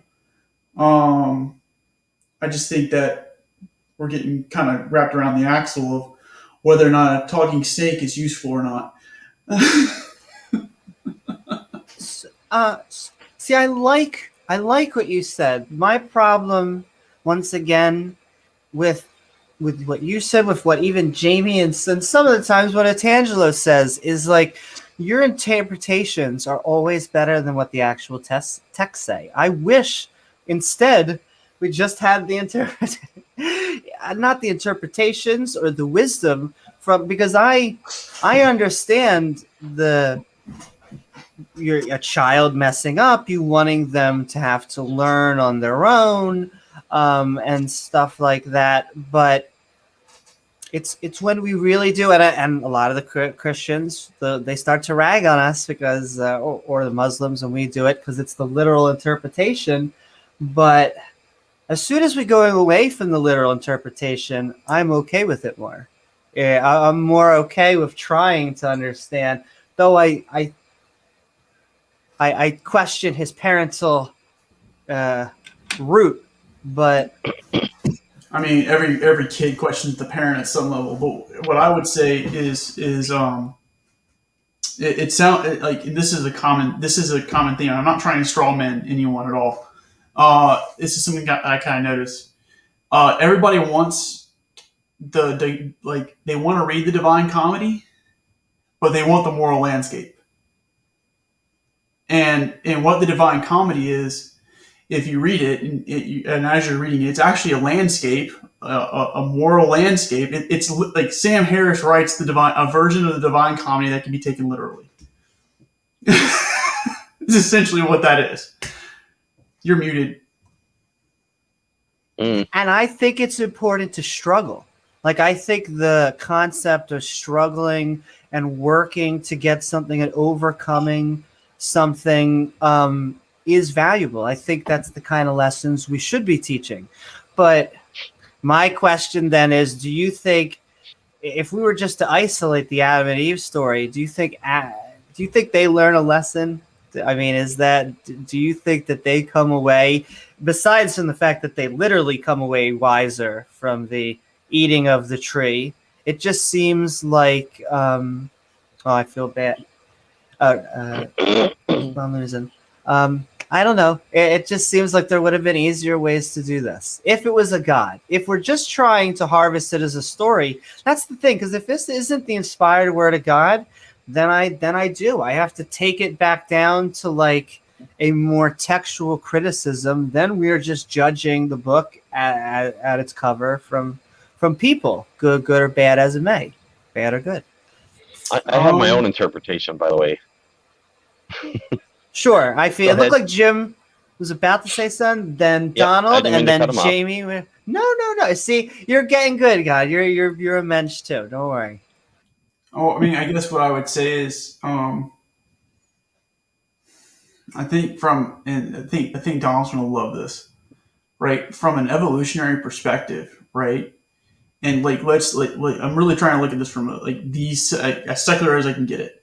Okay, we are, like, religion was this way where we shamans, tribal type shamans, all that fun stuff was a way where we were gaining some kind of like this psychotechnology, the ability to influence our minds in different ways, right? And we kind of see this throughout history. And so this concept is, in a way, kind of a psychotechnology for giving ourselves some kind of humility or check. Because when this really comes into the world, and humility is probably not right, but when this really comes into the world, original sin, Christianity, if you want to do it like this, you can say it's in response to Roman culture, which was very, barbaric. You believe original sin was a concept before that, though, right? I mean, in the Jewish context, it's not really in the Jewish context that I'm aware of. I haven't seen it preached in the story, though, right? It is in Christianity. Well, what makes original sin is when you have Christ coming into the picture, because like it really focused on the laws with Judaism. Would you like to hear my take on how I best make sense of it in terms of like if there was any truth behind it? Sure. Okay. Sure. Well, here's what I figure. Okay, if we look at storytelling in general, if you were trying to tell a true story, if you've got to throw in a metaphor and not explain that it's a metaphor, you've just made it not a true story anymore. That's called based on a true story, which is a work of fiction. So if we ignore that for a moment and just say, okay, well, back then they didn't have such, storytelling technologies. They hadn't worked out the details of how to separate true stories from fictional stories. They were just telling stories. Then it kind of makes sense that there could have been some truth behind it. And the truth that I see that best fits the narrative as it's been written out would be something to the effect of, that there was a civilization, that predates the Judeo-Christian religions that that enslaved people, and that civilization is what is being referred to as God. And there may have been other gods as well in that sense. That they if you look at the way the Bible is worded, when it talks about the creation of Adam, was that an individual human being or was that humanity? And when they talk about Eve, was that an individual human being or was that like a town of humanities, of human people? Because if you look at the original words being used, it could be taken to mean mankind and town, rather than male human named Adam and female human named Eve, which is our current standard interpretation. So if you look at it that way and you say, okay, maybe this was a slave owning race that enslaved another race and they were trying to make better slaves out of them. In that case, it might have made perfect sense for them at some point along the way to have given a test to their supposed slaves to find out, are they good slaves or not? Maybe they had separate towns where they were raising slaves, and they might have done this in more than one place, kind of like farmers raising farm animals. And maybe they had worked out some technology of like breeding their slaves and teaching their slaves and whatever else, and they basically wanted to find out, have we raised the kind of people who will do what they're told without having to know whether it's right or wrong, or have we raised the kind of people who want to know right from wrong rather than just do what they're told? And in that sense, it would have made perfect sense if they realized that what they had produced wasn't slave material, but rather beings that wanted to know right from wrong rather than just doing what they're told. To say, okay, well, in that case, move out of this place that we've established for you. We're going to have to move someone else in and try again. You go out and live on your own. And that could have been taken as a punishment, but really it's just a matter of this was a failed product and we didn't want to be genocidal about it and kill them. I think the stories are way okay. I mean, that's my response to that one. I mean, that's all they're like. I'm going, okay. I mean, that is I just got Assassin's Creed vibe from you. Yeah, that is a work of fiction that I just gave. That is a work of fiction, but it is a work of fiction based on what sense I've been able to make of the stuff in the Bible. So is that a work of fiction based on a work of fiction based on a true story? Maybe. But more likely, it's just a work of fiction based on a work of fiction based on other works of fiction that were fiction all the way back. Where do you draw the historical line in the story, then? When did they start being real people? Historians draw the historical line. They're the ones who decide whether something qualifies as history or not. I don't trust history. I find history to be very untrustworthy, and I'm not saying that it has no value at all, but there are things that are much more trustworthy than human written history. Natural history is much more trustworthy than human history, and actual evidence we have these days is more trustworthy than natural history. So, I just find there's way too much available for me to learn, for me to bother to spend too much time on what most likely is fiction. But that doesn't mean I haven't thought about it and thought it through. As I just demonstrated, I have thought it through. I just consider it to still most likely be entirely a work of fiction. And I just want to say that it looks like it's oral history in that, that it might be inspired by events that happened, but it might have been, this was my grandparents' story that they told me how the tribe got here. And, it's important because, it wasn't, maybe it was, it's an important event. It brings the tribe together. It's a story of going outwards into the woods and gaining new knowledge and testing all your skills. It becomes way harder. I agree. The reason why I qualify that as most likely a work of fiction all the way back, rather than saying a work of factual writing all the way back, is, again, because I don't think people really made the distinction back then. Storytelling was storytelling, and I could be wrong, but that's my best estimation, of what we know of ancient cultures and such, that it seems most likely that even the earliest storytellers weren't really trying to make written history or spoken oral tradition history so much as just telling what was on their mind, things that they had heard about or witnessed or whatever the case might be. And okay, I just wanted to throw. We've made a lot of points, so that's okay. Jim or Jamie, did you guys have anything, even if not a response? Did you have a thought that you wanted to say? I was wondering if Jim, are you a Christian? Are you a agnostic? What's your position? I'm Christian, but I'm trying to communicate using their framework. Gotcha. Cool. Seems like a neat experiment. Yeah. Sounds good. I hate this mic. Can we switch? I know. Yes. I was thinking whether it should be on the other side or the other. I wanted to not give people neurosis. I'm now realizing that's what it gives. Make it smaller. That's what she said. I probably should make it transparent. I had another thought. And James keeps on getting summoned by Satan. Don't mind him. Oh. He's doing it. Yeah, never mind. It happens to us all. But it was basically, he just went from being labeled as original sin to being labeled as skeptic and ranting. Skeptic and ranting. If you take the label as meaning to be with the person it's next to. That's right. He's coming over to our dark side. You can put me on skeptic and ranting if you want. Move him over into the blank corner.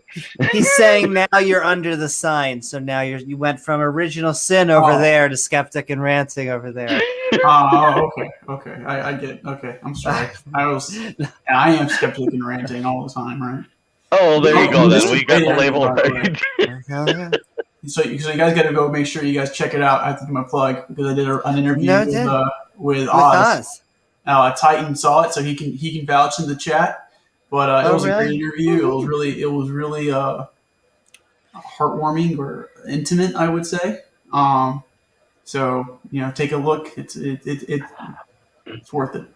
Well, I like where you're going. Just from the one episode that I've seen, I feel like it's funny how you just talking about how you're a Christian, but you're kind of trying to put it in a more secular context. I feel like that's what your channel is. You're like, I took some wisdom, but look, everyone has this Christian shtick. What if we could try and self-improvement, working? Everyone can work on themselves. I like it. It's a good vibe. And I love Oz. So go check that out. So, but anyway. Just a momentary mention from the story I was giving earlier, something I think is worth considering, that if it had been something like that, that thing that Judeo-Christian religions have made out to be so evil and then claimed was good, would have, in a sense, had a better moral framework than Christianity's ever had, or any of the religions that came out of that, for that matter, and possibly better than we have now, because that would have been a race of beings who was basically trying to raise willing slaves, people who wanted to work for them and were happy to do it. And when they realized that instead they had produced their equals, they said, go free. So I have a feeling this argument is going into the realm of does Christianity and the Bible promote slavery, which I'm not going to really get into. Not really. I mean, yeah, that was sort of embedded in there, but no, that wasn't really what I was getting at. I was speaking of, if it had come from the kind of thing that I was talking about, that would have been something that, in my opinion, wouldn't be so much promoting slavery as trying to produce, like, the equivalent of pets that are able to, do stuff for them and happy to do so. Like cats and dogs that can, open doors and operate computers and stuff. Well, using stories and in this case, like they're metaphors, right? Like they use metaphors to communicate something that either the language hasn't caught up to yet, or it's a means of drawing out like a connection to a pattern. For example, like if I say Sam there is is a language limitation to be considered. Yes. Yeah. If I say Sam is a pig, right? We can sit here and say, well, of course Sam's not a pig. Like that doesn't make any sense. But if I say, well, he's acting like a pig, like and I say Sam is a pig, and this is condensed now. I'm not saying Sam is acting like a pig because of all these factors. I'm saying Sam is a pig, and it's like it's that simple. And it's a pattern, and there's symbology there, and you can see it, especially in the context of what's going on.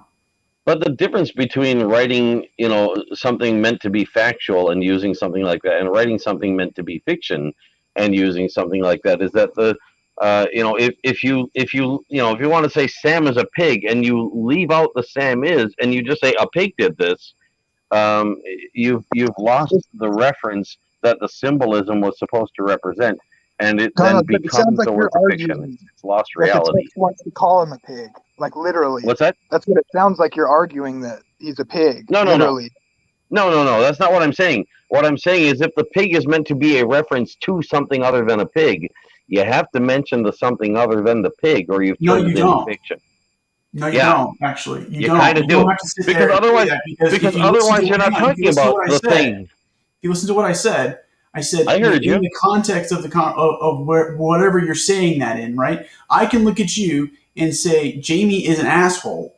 Jamie Russell is an asshole, and you can look at me at that same time and say, yes, you're right. I don't have to sit here and explain it. But you mentioned Jamie. You know why. But you mentioned Jamie in doing that. That's my point. That's the clue. If you don't mention that, if you just say a snake talked, you're not saying this person was like a snake and they talked. You're saying a snake talked. Well, technically a hole is just air, so you'd have to be like a muscle. Tongue in cheek. I was just picking anything, by the way. I had thought of that as well, by the way. Being the whole is kind of like being God. What, outside space and time, you mean? Oh, it doesn't exist. Yeah, exactly. The lack of something. Understanding. But we know they do exist, so. Yes. Which totally redefines atheism. I mean, no, we're not people who believe that, that God exists, but is nothing.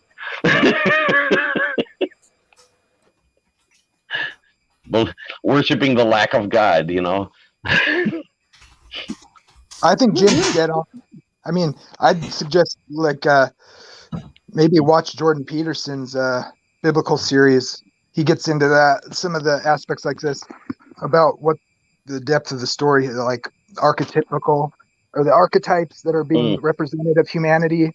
And that's inspired from Jung's, Jungian psychology, which is based out of dream analysis, right? Like, I'm really, really condensing like his work here, but like he made archetypes out of dreams and stuff like, and stories in which we know dreams aren't real, but at some points they can feel real, or there's meaning that can be pulled from them.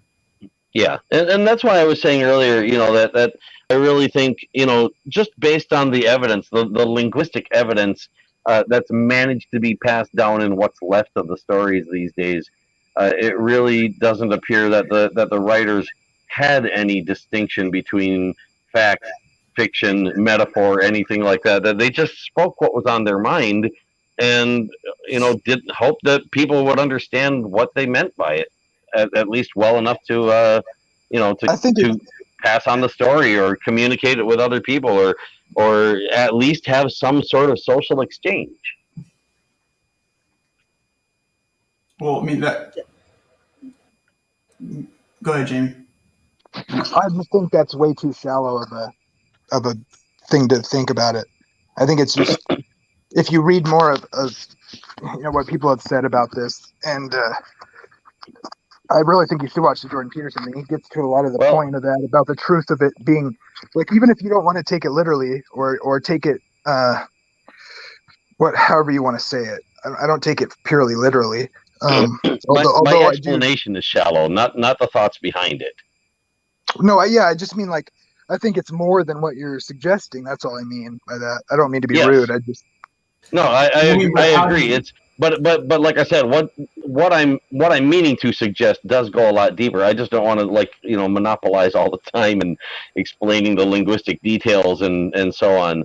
It does go a lot deeper. I mean, for example, if you look at if you take a particular English word and you try to translate it into ancient Hebrew, you might get one or two different ancient Hebrew translations of the English word. And if you go the other way around, you're more likely to get a half a dozen or more, maybe a dozen or 24 different English translations of the ancient Hebrew word, because there were, it's not just a matter of that a lot of the words have been lost, although there's probably that too, but it was also a matter of that a lot of words had to be reused, that they had a limited number of words they were using, and words had to be used for more than one thing for lack of other words to mean the other things. I mean, I would say that's probably more indicative in maybe the English language in some regards, because I mean the Greeks really did try to have a word for everything. I mean, and that was just by making like compound words essentially. Yeah.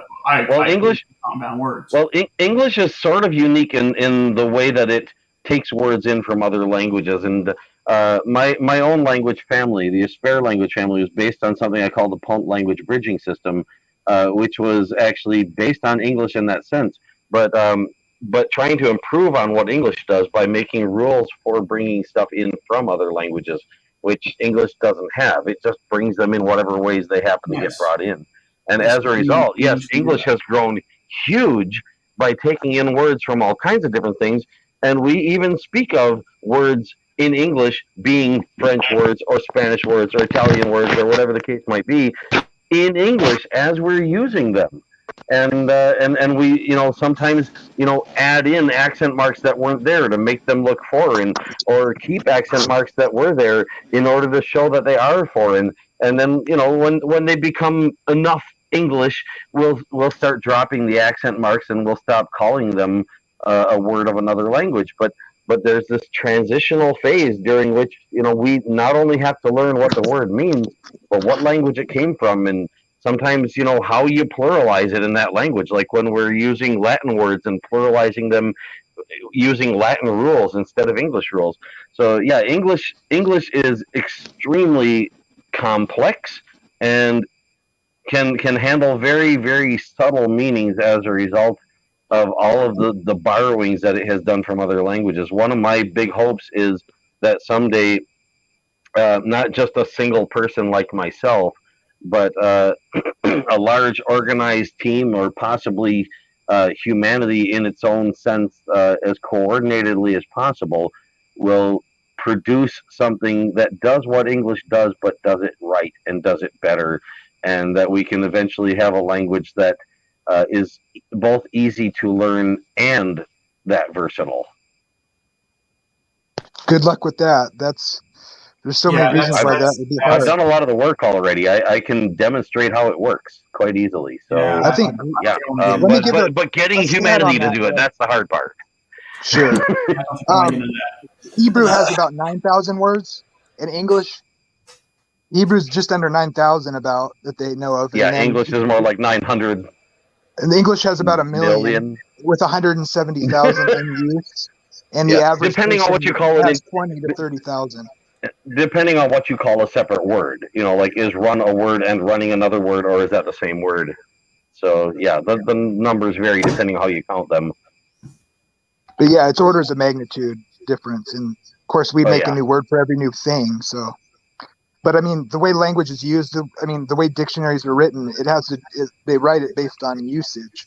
So I think I heard the French tried to mandate their words to try to keep it in its pristine condition or whatever, so it doesn't evolve. But they do it by usage. Oh man, Well, I mean, to kind of, I guess, bring this back to original sin, right? So, like, we have this language that, at a time, is like I would even argue captures at some level this idea of evolution or this idea of limitation, right? And so it's like the original sin is there. I mean, we all have limitations. We all have things we can't go. I can't be X because I have a something going on with me. Like I broke my arm, for example, so I can't be the best pitcher in the world. That's a limitation now. Or let's just say I have a genetic defect from birth, right, that prevents me from doing something. So we can classify that as original sin.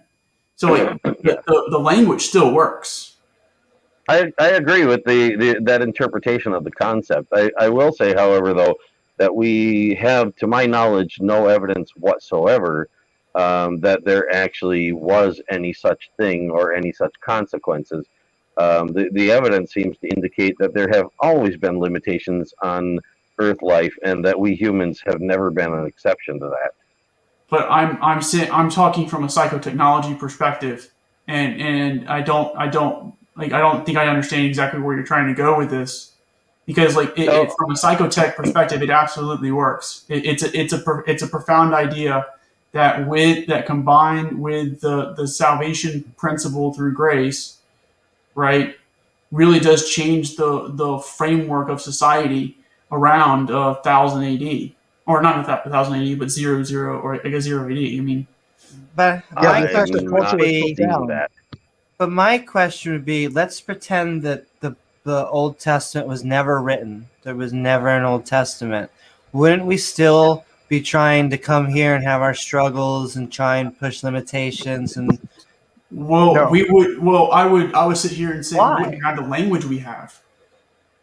Like we wouldn't. Well, yeah, the language would be different because Christianity has influenced our language drastically. Substantially, I mean, and Christianity has profound effects, and we may talk about something different. We may talk about something else entirely.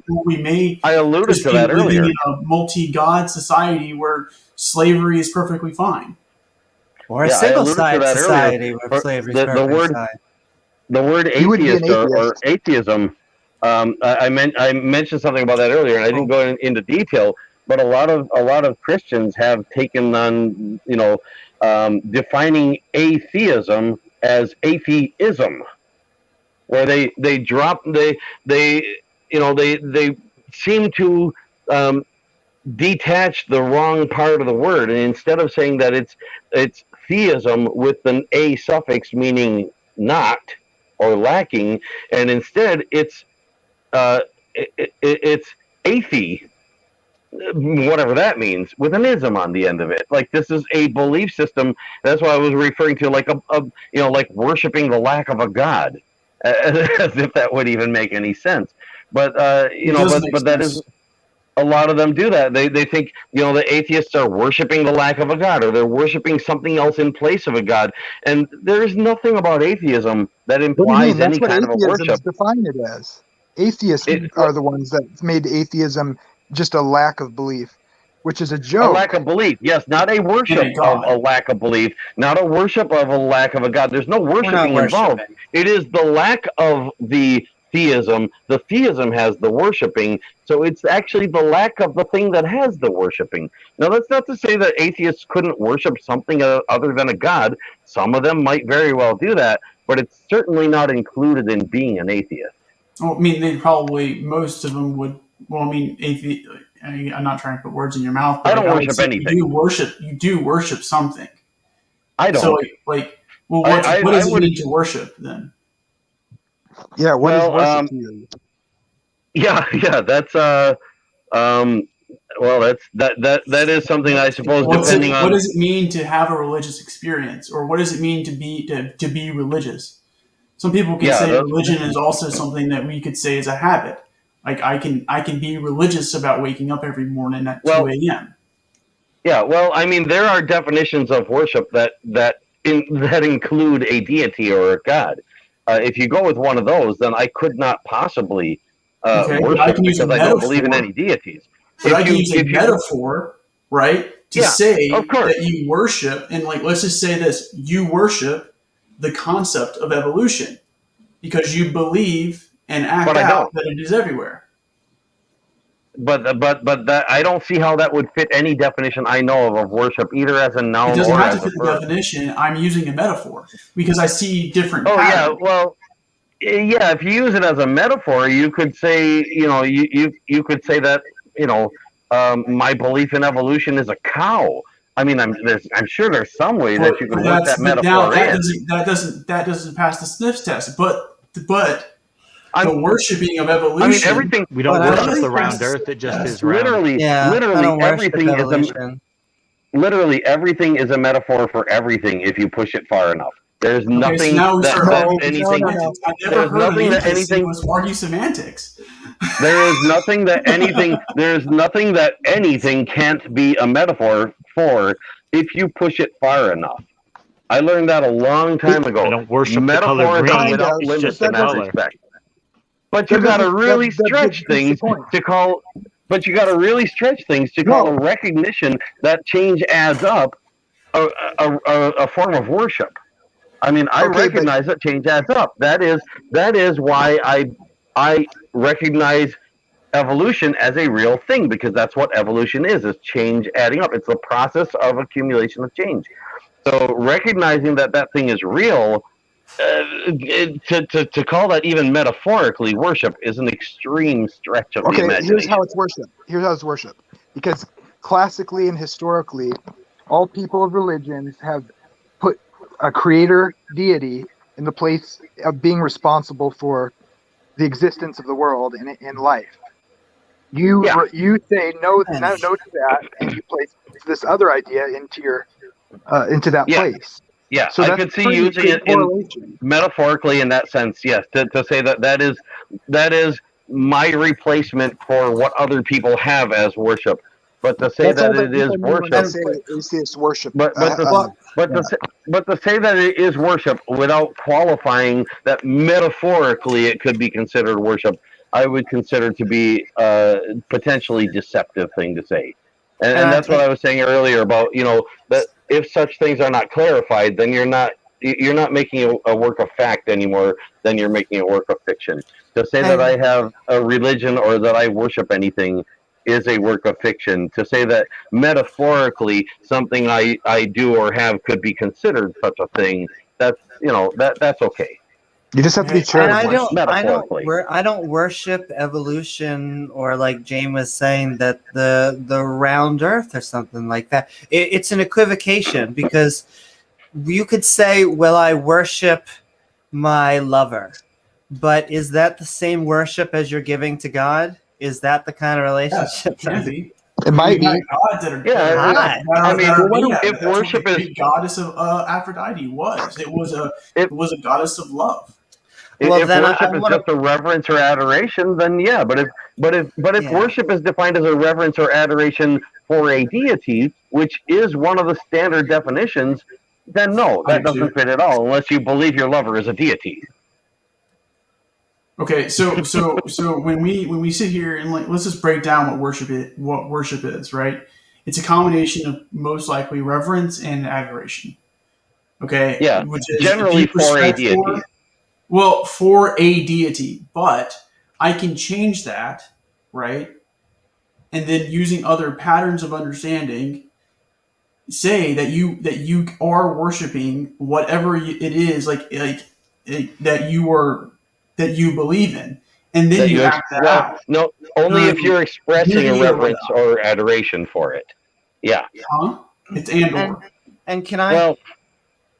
Well, I guess some definitions would go with a feeling as well as an expression. So yeah, okay, I'll go with that. But again, like I said, that could be deceptive if not explained. What is meant by it, because when people talk about worship, like I said, they generally do mean for a deity, and this is one of the reasons. Like with the term evolution, I usually will specify if I mean biological evolution. A lot of other people will not. They'll say evolution and they mean biological evolution. And so if I mean evolution, outside of biology specifically. In other words, non-biological evolution, I will also specify that so as not to accidentally conflate biological evolution in one person's mind with non-biological evolution, which I'm trying to talk about. And so I just wanted to address one of Jamie's points. He said, what are we giving to God that we're not giving to evolution? And I would say that evolution is based on factual information, that it is a theory, which is a framework of facts. But I'm just saying, what do you, it's like, in a lot of ways it correlates perfectly. What we give to God that you might be giving to that concept, and to me that's a form of worship. In a certain sense. Obviously I will say that evolution creates things. A god. I will say that evolution creates things, but I will not. It's like a colloquial idea, it's not technical. Technically, your atheist is the lack of gods, obviously. Yeah. I mean, that's. I will say that evolution does create things, but it's the negation of. But I do not worship it for doing so. But to say that it's making the point that we've been just talking about. But there was as much evidence for God as there was for evolution, we would not be having this debate. But now I would Islam, definitely believe God exists, even if there was a tiny fraction of the evidence for it that there is for evolution. Evolution is all around us. God is claimed to be all around us and apparently isn't. I don't know where to start with that. I just finished it. I wish if there was an actual God, like who wanted a personal relationship and wanted that personal relationship, I wish they would just come down here and talk with me. And I know the response normally is, who am I? Or I'm not seeking him out or something like that, but I'm seeking. I just want a hard, empirical shake my hand. I mean, if the God isn't really almighty, then I could understand where, maybe he can't speak to a billion people at the same time. Maybe that's reverse psychology. Maybe that's just something he's not capable of doing. But if the God of the Bible is the God that's real, the Bible doesn't say omnipotent, but it does use the word almighty. I would think that should imply, enough power to at least pick up a telephone and give someone a phone call or come on one of these live streams and speak for itself. If it can't do a simple thing like that, I don't see how it could rightly be considered anything even resembling almighty, let alone actually almighty. I don't see God just coming down to every person's whim physically manifesting. I'm not talking about every person's whim. I'm talking about humanity wanting to know the truth.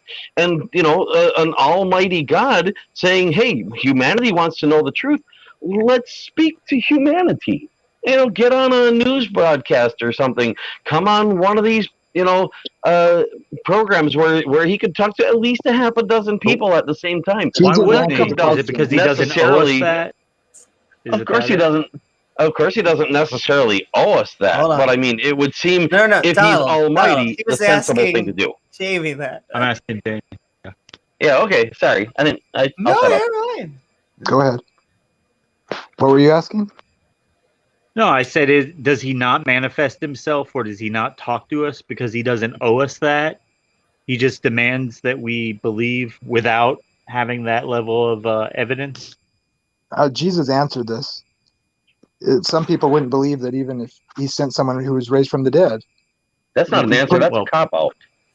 What do you mean? Sure, Why? but some would. That's a cop-out. That's like me saying I have $1 million sitting on my desk, and when you ask me to show it to you, I say, well, you wouldn't believe me even if I did show it. Yeah, if that's you a cop-out. That's not an answer. That's a cop-out. There is evidence. I've tried to share some with you. I can show you some right now. But you won't believe it. Well, you haven't given me any yet, so try Look in the link. Look in the link in the chat. I left you a link there. I don't have the. I don't know. I don't think I can access the chat without kicking myself out. Wait, this was evidence of God. I mean, I'll show it. You mean the private chat? Yeah, go ahead. Yeah, go ahead. Let's see what this evidence is. How long is this thing? Do you guys hear it? Hold on. Oh, a Very minute, short. 30 seconds. No, I That's don't not hear bad. Let me share it. I tried to see make it short. see if there's actual evidence in there. Is No, that just you try not to speaking on scoff this? to death. Try not to scoff to death, and I'll tell you why it's evidence, and we can talk But about it for but 7 Is minutes. that you wasn't speaking, a or is real that someone else on person. there? Moses wasn't a didn't- real person. Are you sure? Yes. How could you Yes. know that? How would Because you he know that? talked. He talked to burning bushes. He had all these Yeah, he might have been- plagues that He might have been a defy real crazy person. natural law. Don't you need a miracle to believe in a God? No, I need evidence. A miracle is a Yeah. claim that they give. Yeah, What? again, the God Wait, should no, know hold what on. we What did he need. say? Hold on, Don. What did he say? I was just saying, let's look at this, and then I'll tell you. We can talk Okay. about it for a second if you want. Is Okay. this you talking on there, or is that someone else? It's him. It's a. It's not me. okay. It's somebody else.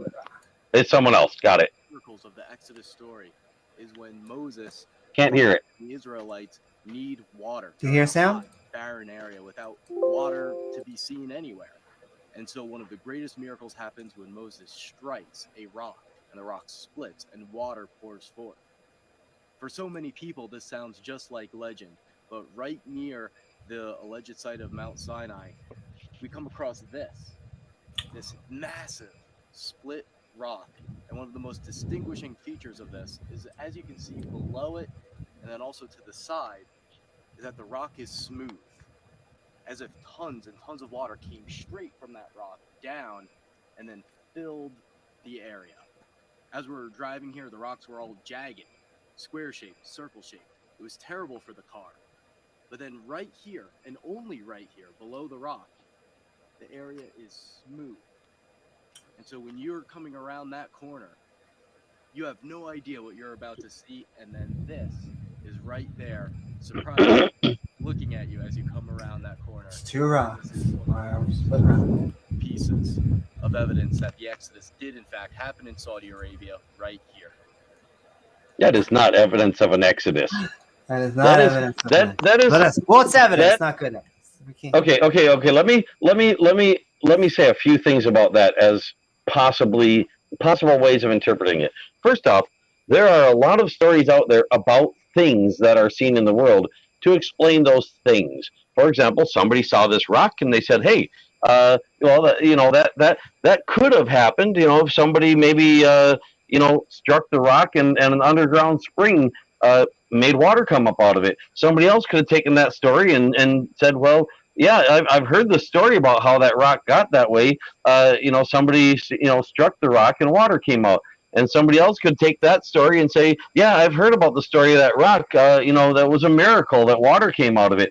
I mean, you pass this story around enough times, you could get something kind of like what's in the Bible, and based on an actual thing, not based on an Exodus. The Exodus, most Bible scholars believe the Exodus never to have happened. And they are going by what evidence they have available as Bible scholars. And this includes Bible scholars who believe the Bible to be factual, at least in some sense. That they're doing the best they can to rationalize what they can of the Bible, and their way of rationalizing that Exodus story is to say, well, it was metaphorical. So is that evidence of a rock? Yeah. Is it evidence of an Exodus? No. Is it evidence that the Bible is true? No. Is it evidence that the Bible is based on a true story? No, because there could be rocks like that all over the planet, and it still would not be any way of being able to say, well, this one was the one from the story. Can I just say one thing about this real quick? Just just real fast, just to make something clear. I mean, if it is evidence, it's very bad evidence. It's evidence. That would be. That was a short clip. It was a really short clip because I just wanted to make a point about it, and this is my point. Hey, better than nothing. There's a context to this site. It's not just some rock somewhere they found and they think, hey, maybe that's it. It's on a path that follows the narrative perfectly, and then it's literally where it's supposed to be according to the Bible. It's the path that took 40 years when it should have taken a month. That path. Yeah, there's no evidence of the Jews wandering. How can you possibly say where that path is when the people could not have possibly gone in a straight line and taken that long to do it? Yeah, they didn't go in a straight line. It's not a straight line. I mean, No. I mean, they didn't go in anything resembling a straight line. They didn't make a direct route if they took 40 Okay. years to do it, because it wouldn't have taken Okay, that long. if you actually look at the evidence, there's literally every place that they're talking about. It's in Saudi Arabia, the Midian, Mount Sinai, even a site. Okay, there's even a site associated with this, following the biblical evidence, where there's where you can see from Mount Sinai the cave of Elijah is up there, like it describes in the Bible. There's altars with remnants of Planes. the clean animals that they sacrificed in these altars that were made without cut stone, just like it describes. There's Another lovely thing that this God loves: animal sacrifices. there's a purpose for that. We could talk about that sometime, but the other thing is there's literally kind of a wicked dude. He likes the smell of burnt flesh. There's rocks where the golden calf worship site was, with pictographs of and there's the oldest menorah, and then they even drew Egyptian style bull that's seen in Egypt that the Egyptians worship, Hathor, and it has pictures of people dancing around it naked, pictographs right on the rock. You can see Can where I cut to something important? I'm just saying. I just also say I just want to ask, how is any of that evidence for a God, any God at all? You don't think that story would require miracles? No, I don't think so. As a matter of fact, the story could have had embellishments, as I already alluded to. The story could have been entirely made up. No miracles required to make up a story. How does any of that count as evidence that a God exists? But I just want to reiterate, because I kept trying to say, there's no evidence outside of the Bible that there were Jews, a massive amount of Jews wandering the desert for 40 years. There's no evidence in Saudi Arabia with Egyptian-style pictographs with Jewish letters and menorahs drawn on the rock that has been verified as being from the right dynasty and time period. I would say you need to present actual evidence of a Jewish tribe, massive amounts of Jewish tribe, going on a trip for 40 years in an area that wouldn't take that long. They were either in a maze created by a god to stay there that was supernatural. So they're either supernaturally being held there against their will, in which we have no context or records except for the Bible. Yeah, I mean, it's basically, also an evil story. Basically, what you've given is what you've given is something that can be construed as, and maybe is, evidence that there were stories, and that some of the stories may have been based on some actual physical things and or physical events of some type in some way. That is very far from being any evidence at all of anything supernatural ever having existed anywhere at any time in any sense at all. I mean, it's just not evidence for a God. And then let him respond, because we have been talking a lot. And if I'm wrong, tell me how it's evidence for a God. Feel free. I just think the story of Moses, I'll fill the void. The story of Moses is an evil one. He hardened Pharaoh's heart. He didn't need to do that. He could have just let the Egyptian slaves go, but God was not done messing with everyone. And so he had to keep on sending these plagues. Yeah, if it was true, then Yahweh is a devil. So there's that. Yes. But, how is it evidence for Yahweh even existing? And is it just one lightning bolt? Because let me tell you, it reminds me of, you ever see the movie War of the Worlds? The aliens get transported through lightning bolts. And so the initial insurgence happens, and Tom Cruise's exact line is, "Honey, lightning never strikes twice." And you just watch as this thing hits, and then the power grid goes out. And it's because the way that they transport the aliens is through these lightning strikes that all hit in the exact same point and put the aliens underground. So yeah, not meant to be portraying anything supernatural, just meant to be portraying technology. As I said, that's better than nothing. I'll grant you that, and thank you for that, because nothing is exactly what most Christians will give us atheists when trying to convince us that their God is real. Did I just at least that leave? was I'm sorry. that was not at least that wasn't nothing. That was something.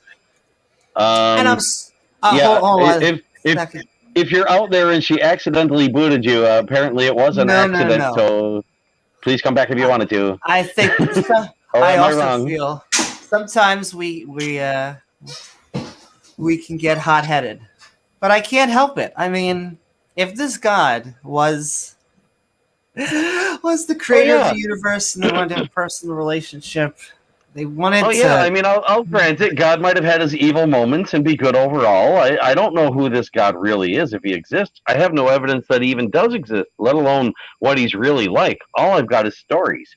And, I mean, the stories make him out to be pretty evil and then claim he's good. And really don't show him doing anything good at all. Just, claim that he's good. So if that God exists, I would say based on the stories, it seems to be an evil God. But maybe the stories got it wrong. Maybe there's a God out there that the stories were based on. And, maybe the stories just did a terrible job of portraying what he's like. But again, or the Bible I see no evidence. I see no evidence for any God existing, good, bad, or otherwise. I mean, a bad God by definition is a devil. So that's why I say, if the story's true, yeah, he's a devil. But maybe he's a good devil. Maybe he's got got his good moments as well. I don't know. Maybe he just doesn't exist. That seems more likely. Jim, you got any thoughts? I have thoughts, but I kind of moot at most. Well, I mean, if you want to share what you're thinking, maybe. I have an open mind. My mind is easily changed by by evidence and fact. If I happen to be wrong about something, because it's pretty easy to show me to be wrong if I am, and I'm not one of who's going to shy away from it and go, oh no, I don't want to believe that because that would mean I'm wrong. And I wouldn't want to not believe because I didn't like the God. Like, even though I don't like the stories or whatever, if it's true, if he's real, he's real. I believe it. If he's real, he's real. If he's good, is a different question. I mean, maybe God is real and he's evil, and the reason why why he doesn't want us atheists to believe in him is because we see him for what he really is. Oh, and now it's a possibility. I just saw Jamie's comments. He did say he had to go. Bye, Jamie. Oh, okay. Heart you. It was good having you on Jamie. while you were. Yes, thank you. I want to say it. I know we'll sometimes take every theist we can get.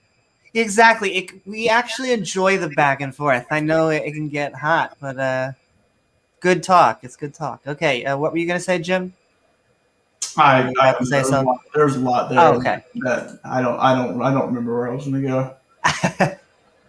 That's okay, and I feel bad. It's 3 against 1. Well, for what it's worth, I talk over people a lot more than I want to. So feel free to talk over me anytime if you want to interject something, and I'll try to shut up. Gag Donald. Or just raise your hand and so somebody knows you got something to say, and hopefully we'll figure it out and give you a chance to say it before you forget what it was. Does that work? Gag Donald with duct tape. There you go, Donald. Duct tape. Don't use duct tape. Use duct tape. Use duct tape. Duct tape Donald's mouth. You got it. And okay, guys, we're actually coming up on hour. Exactly. We're actually coming up on hour 3, so I think we're heading towards the end of it. Let's try and bring us back on topic. Is Skeptic and Ranting, Original Sin. What's everyone? Have we just gotten to the Book of Revelations?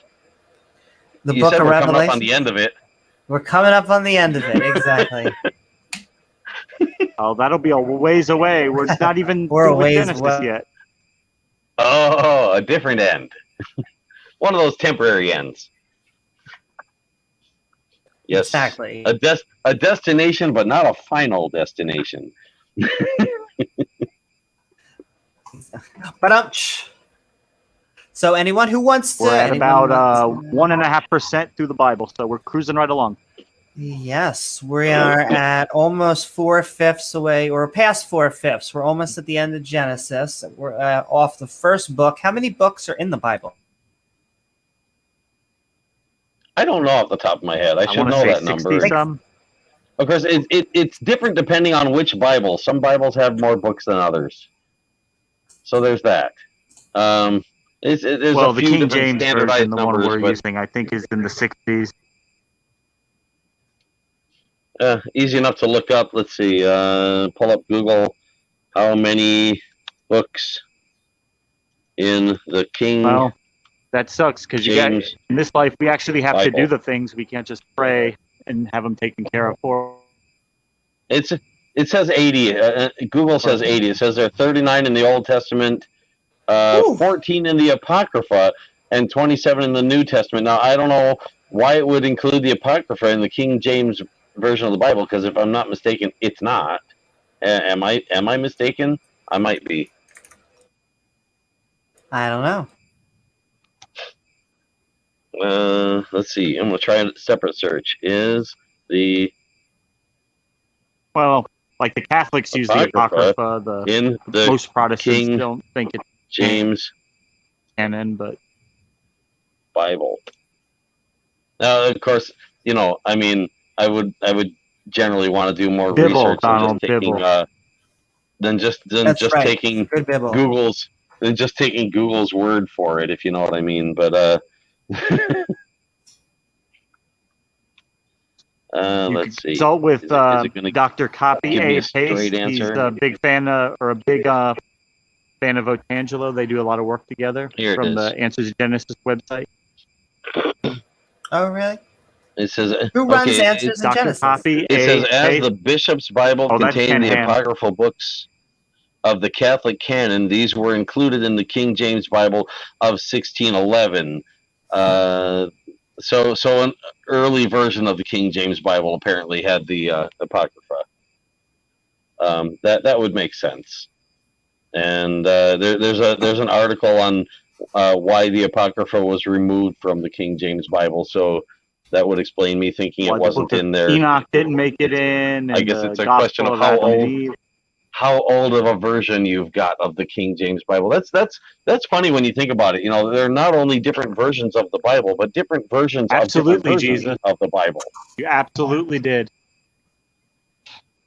I mean, there's different versions of multiple. Took him out to the woodshed. Depending on any number of things. You took him to Bible class. Yeah, this is true. But most things aren't taken by anybody to be the Word of God.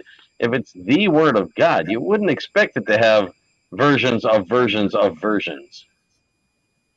I mean, does God change his mind that much? No, I mean, I wouldn't say that. Yeah. I mean, we have language. Flooded the earth, and he felt bad about it. It has to stay somewhat up with our language, for how we understand. Yeah, well, that's another thing. That's a whole different story there, because because the Bible sort of makes out language to be a constant thing. That there was one language up until a point where God decided now there's going to be a bunch of languages, and then from then on we've got those languages. And yeah, we do know that languages do evolve, and that at the time that the Bible makes out to have been only one language, there were already multiple human languages long before that time. Okay. So, was it talking about in an area where there was one language, language diversified? Could be. I mean, if they were trying to do something that was above their technical skills and they were pushing their limitations of what they had the ability to talk about, it would make perfect sense for their language to have evolved variations for people working in different fields, and like people working in brick making, and people working in architecture, and people working in the actual construction, people working But in how did we get down digging. this rabbit hole? Yeah. The language rabbit hole? No, this is because we were Just talking about the Apocrypha. about metaphors. Okay. At the end of the day, like now we're talking about the different interpretations of the Bible or different translations of translations of translations, and I mean, there's different translations and different updates and additions, and any number of any works that are out there even today. You can pick up a copy of Aristotle's work, and it's still be different. I mean, can I ask you a question? I don't find the argument. I find the argument to be completely wanting because it just points to something that I just think is just absurd. Jim, anyway, so.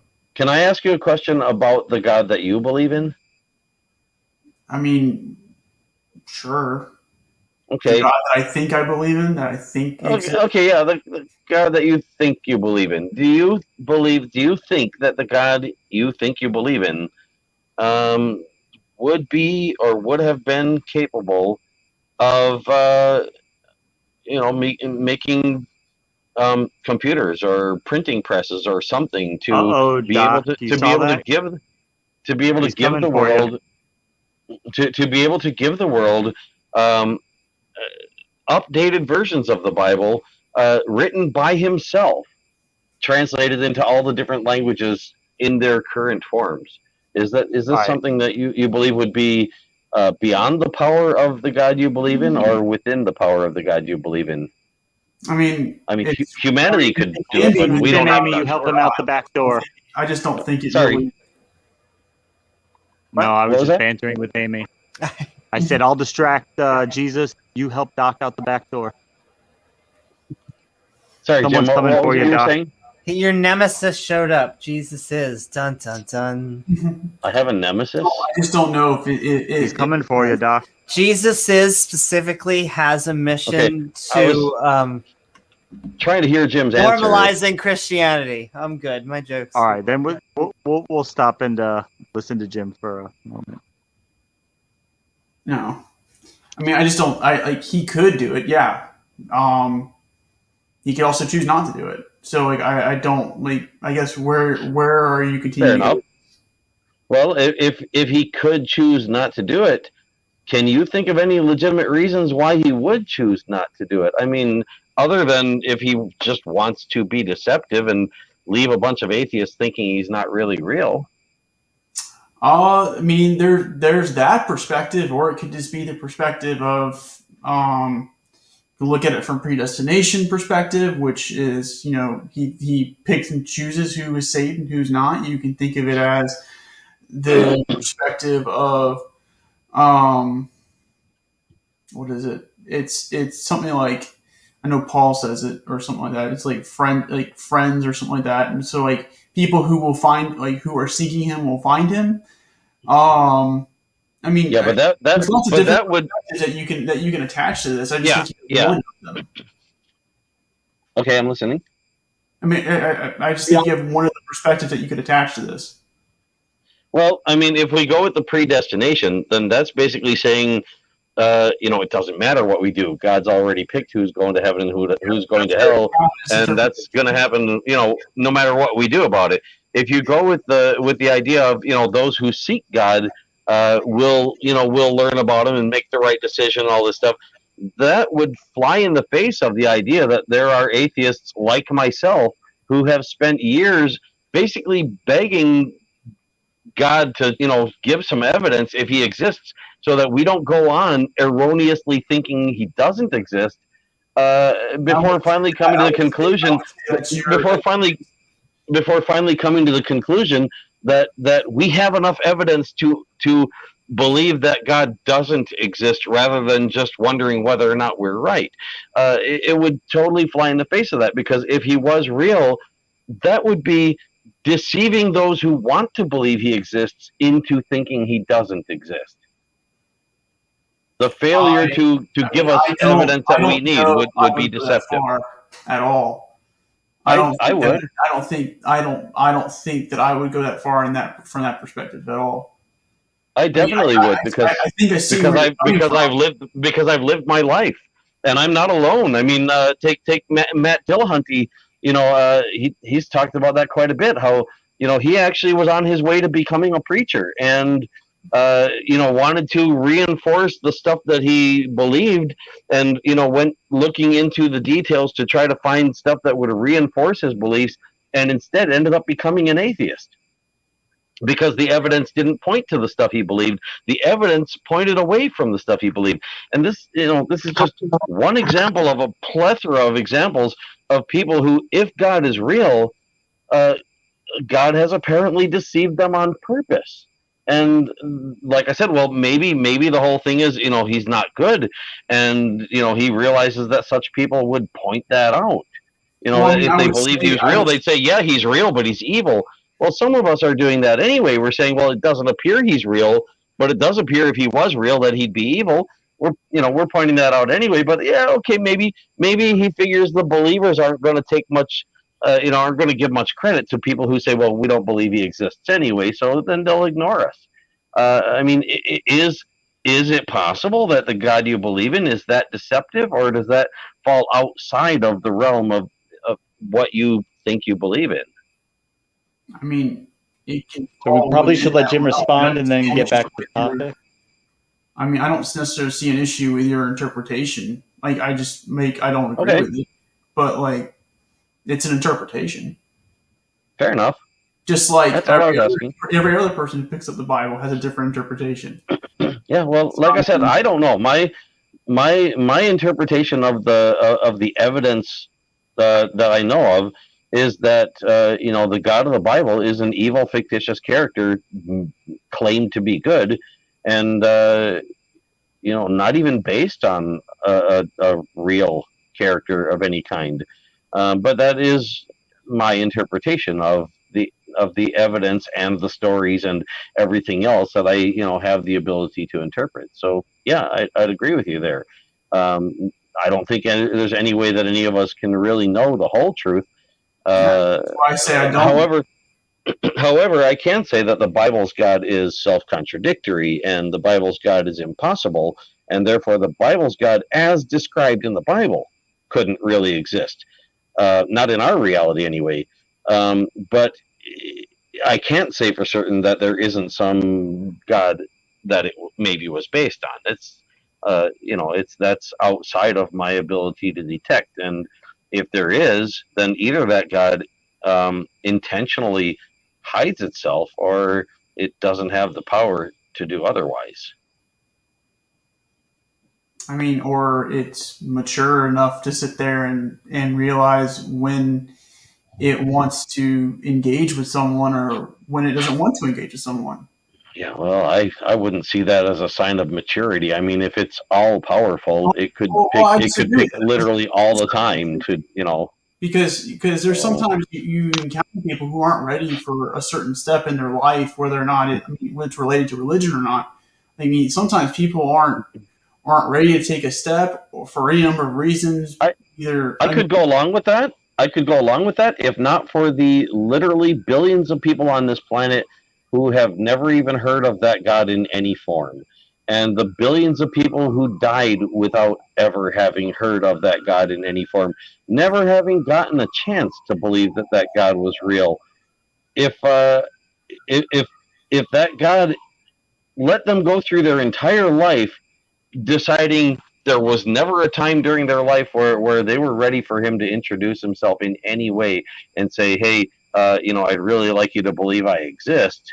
That does seem like a work of fiction to me. Well, then if that's the case, in that framework, right, you have to assume that he doesn't reveal himself to anybody else but this localized location. And if that's the case, basically, then that's the assumption. And so it's what seems to be evidence. I mean, if you even count the people who think they have evidence of God as actually having evidence, or people who think they've had a God experience as having actually experienced a God, as opposed to experiencing something their brain did that they interpreted as a God. Well, yeah, I mean, you can go into a state of flow and walk away with two completely different conclusions, and that would be one, there's a God, or then two, there's not a God.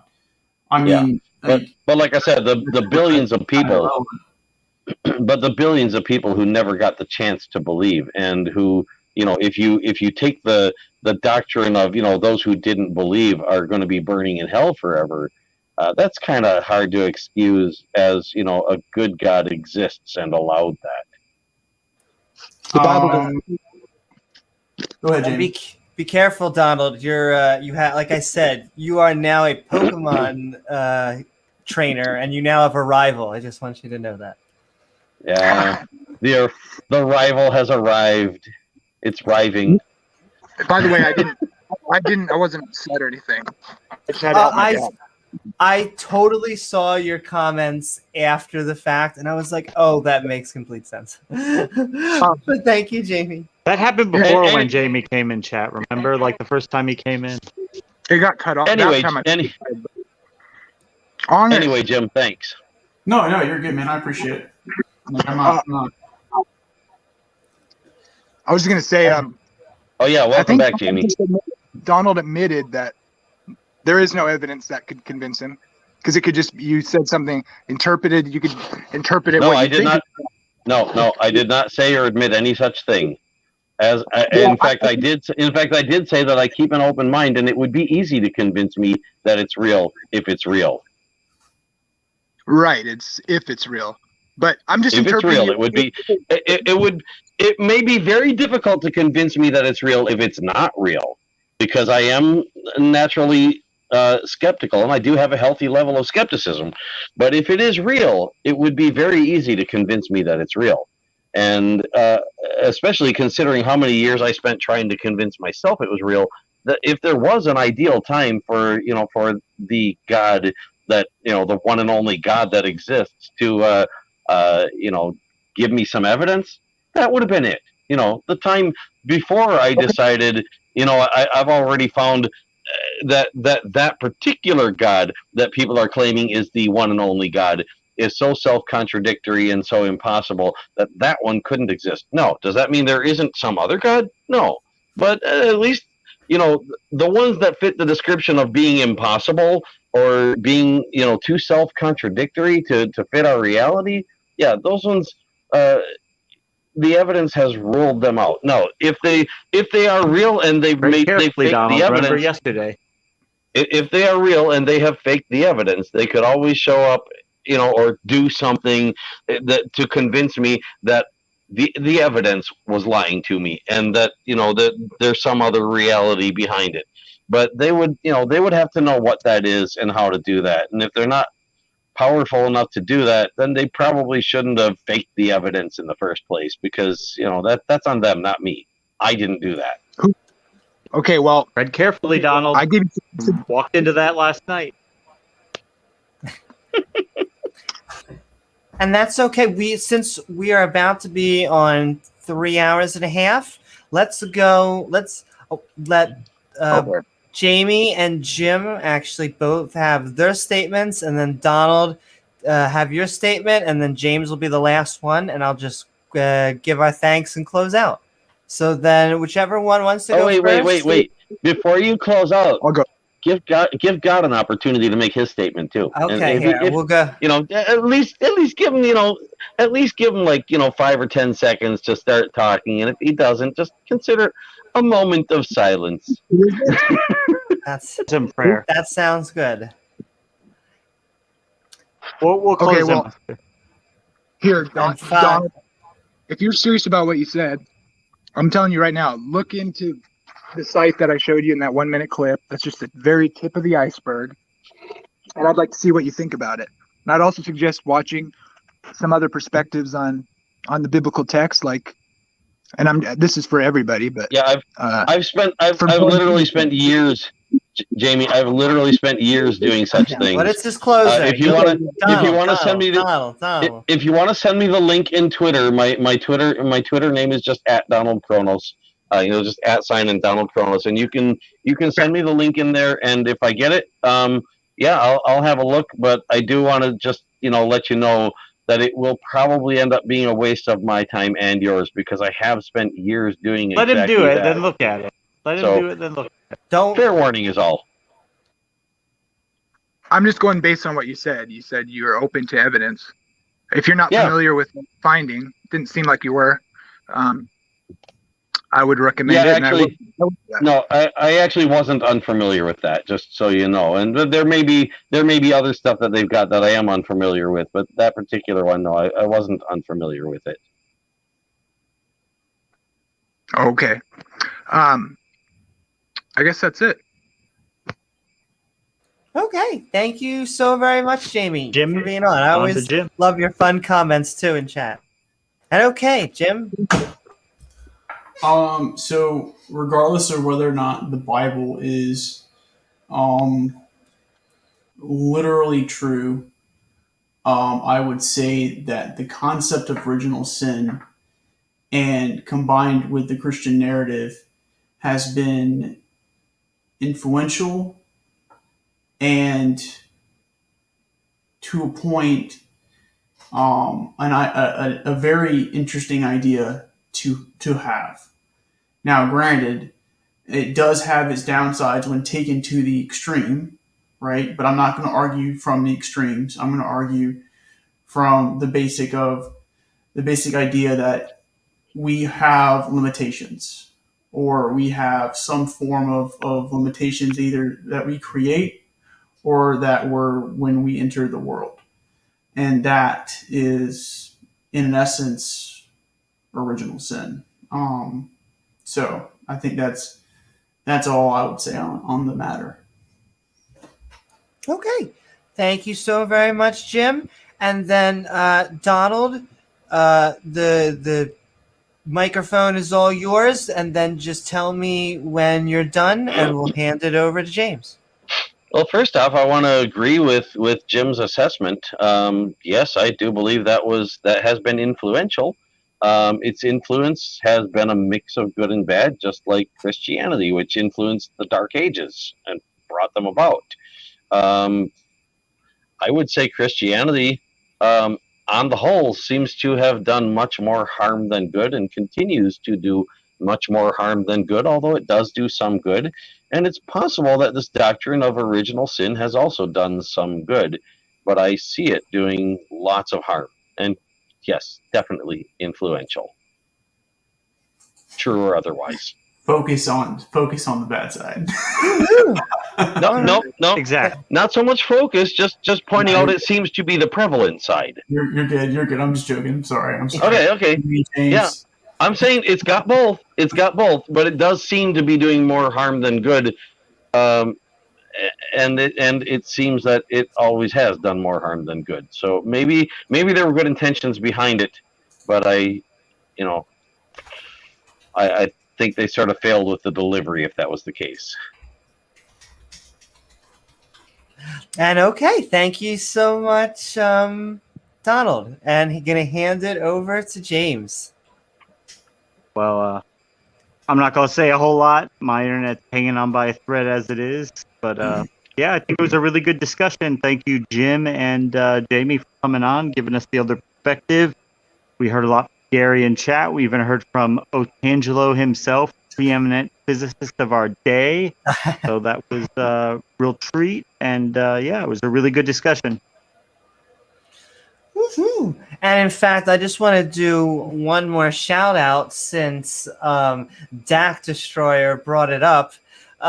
Go check out Jim's channel and go watch the Meaning Forge. I like your three. I've been thinking about it ever since the whole, like, the pen, the sword, all that type. I like the secular context. Go check that out. It just premiered.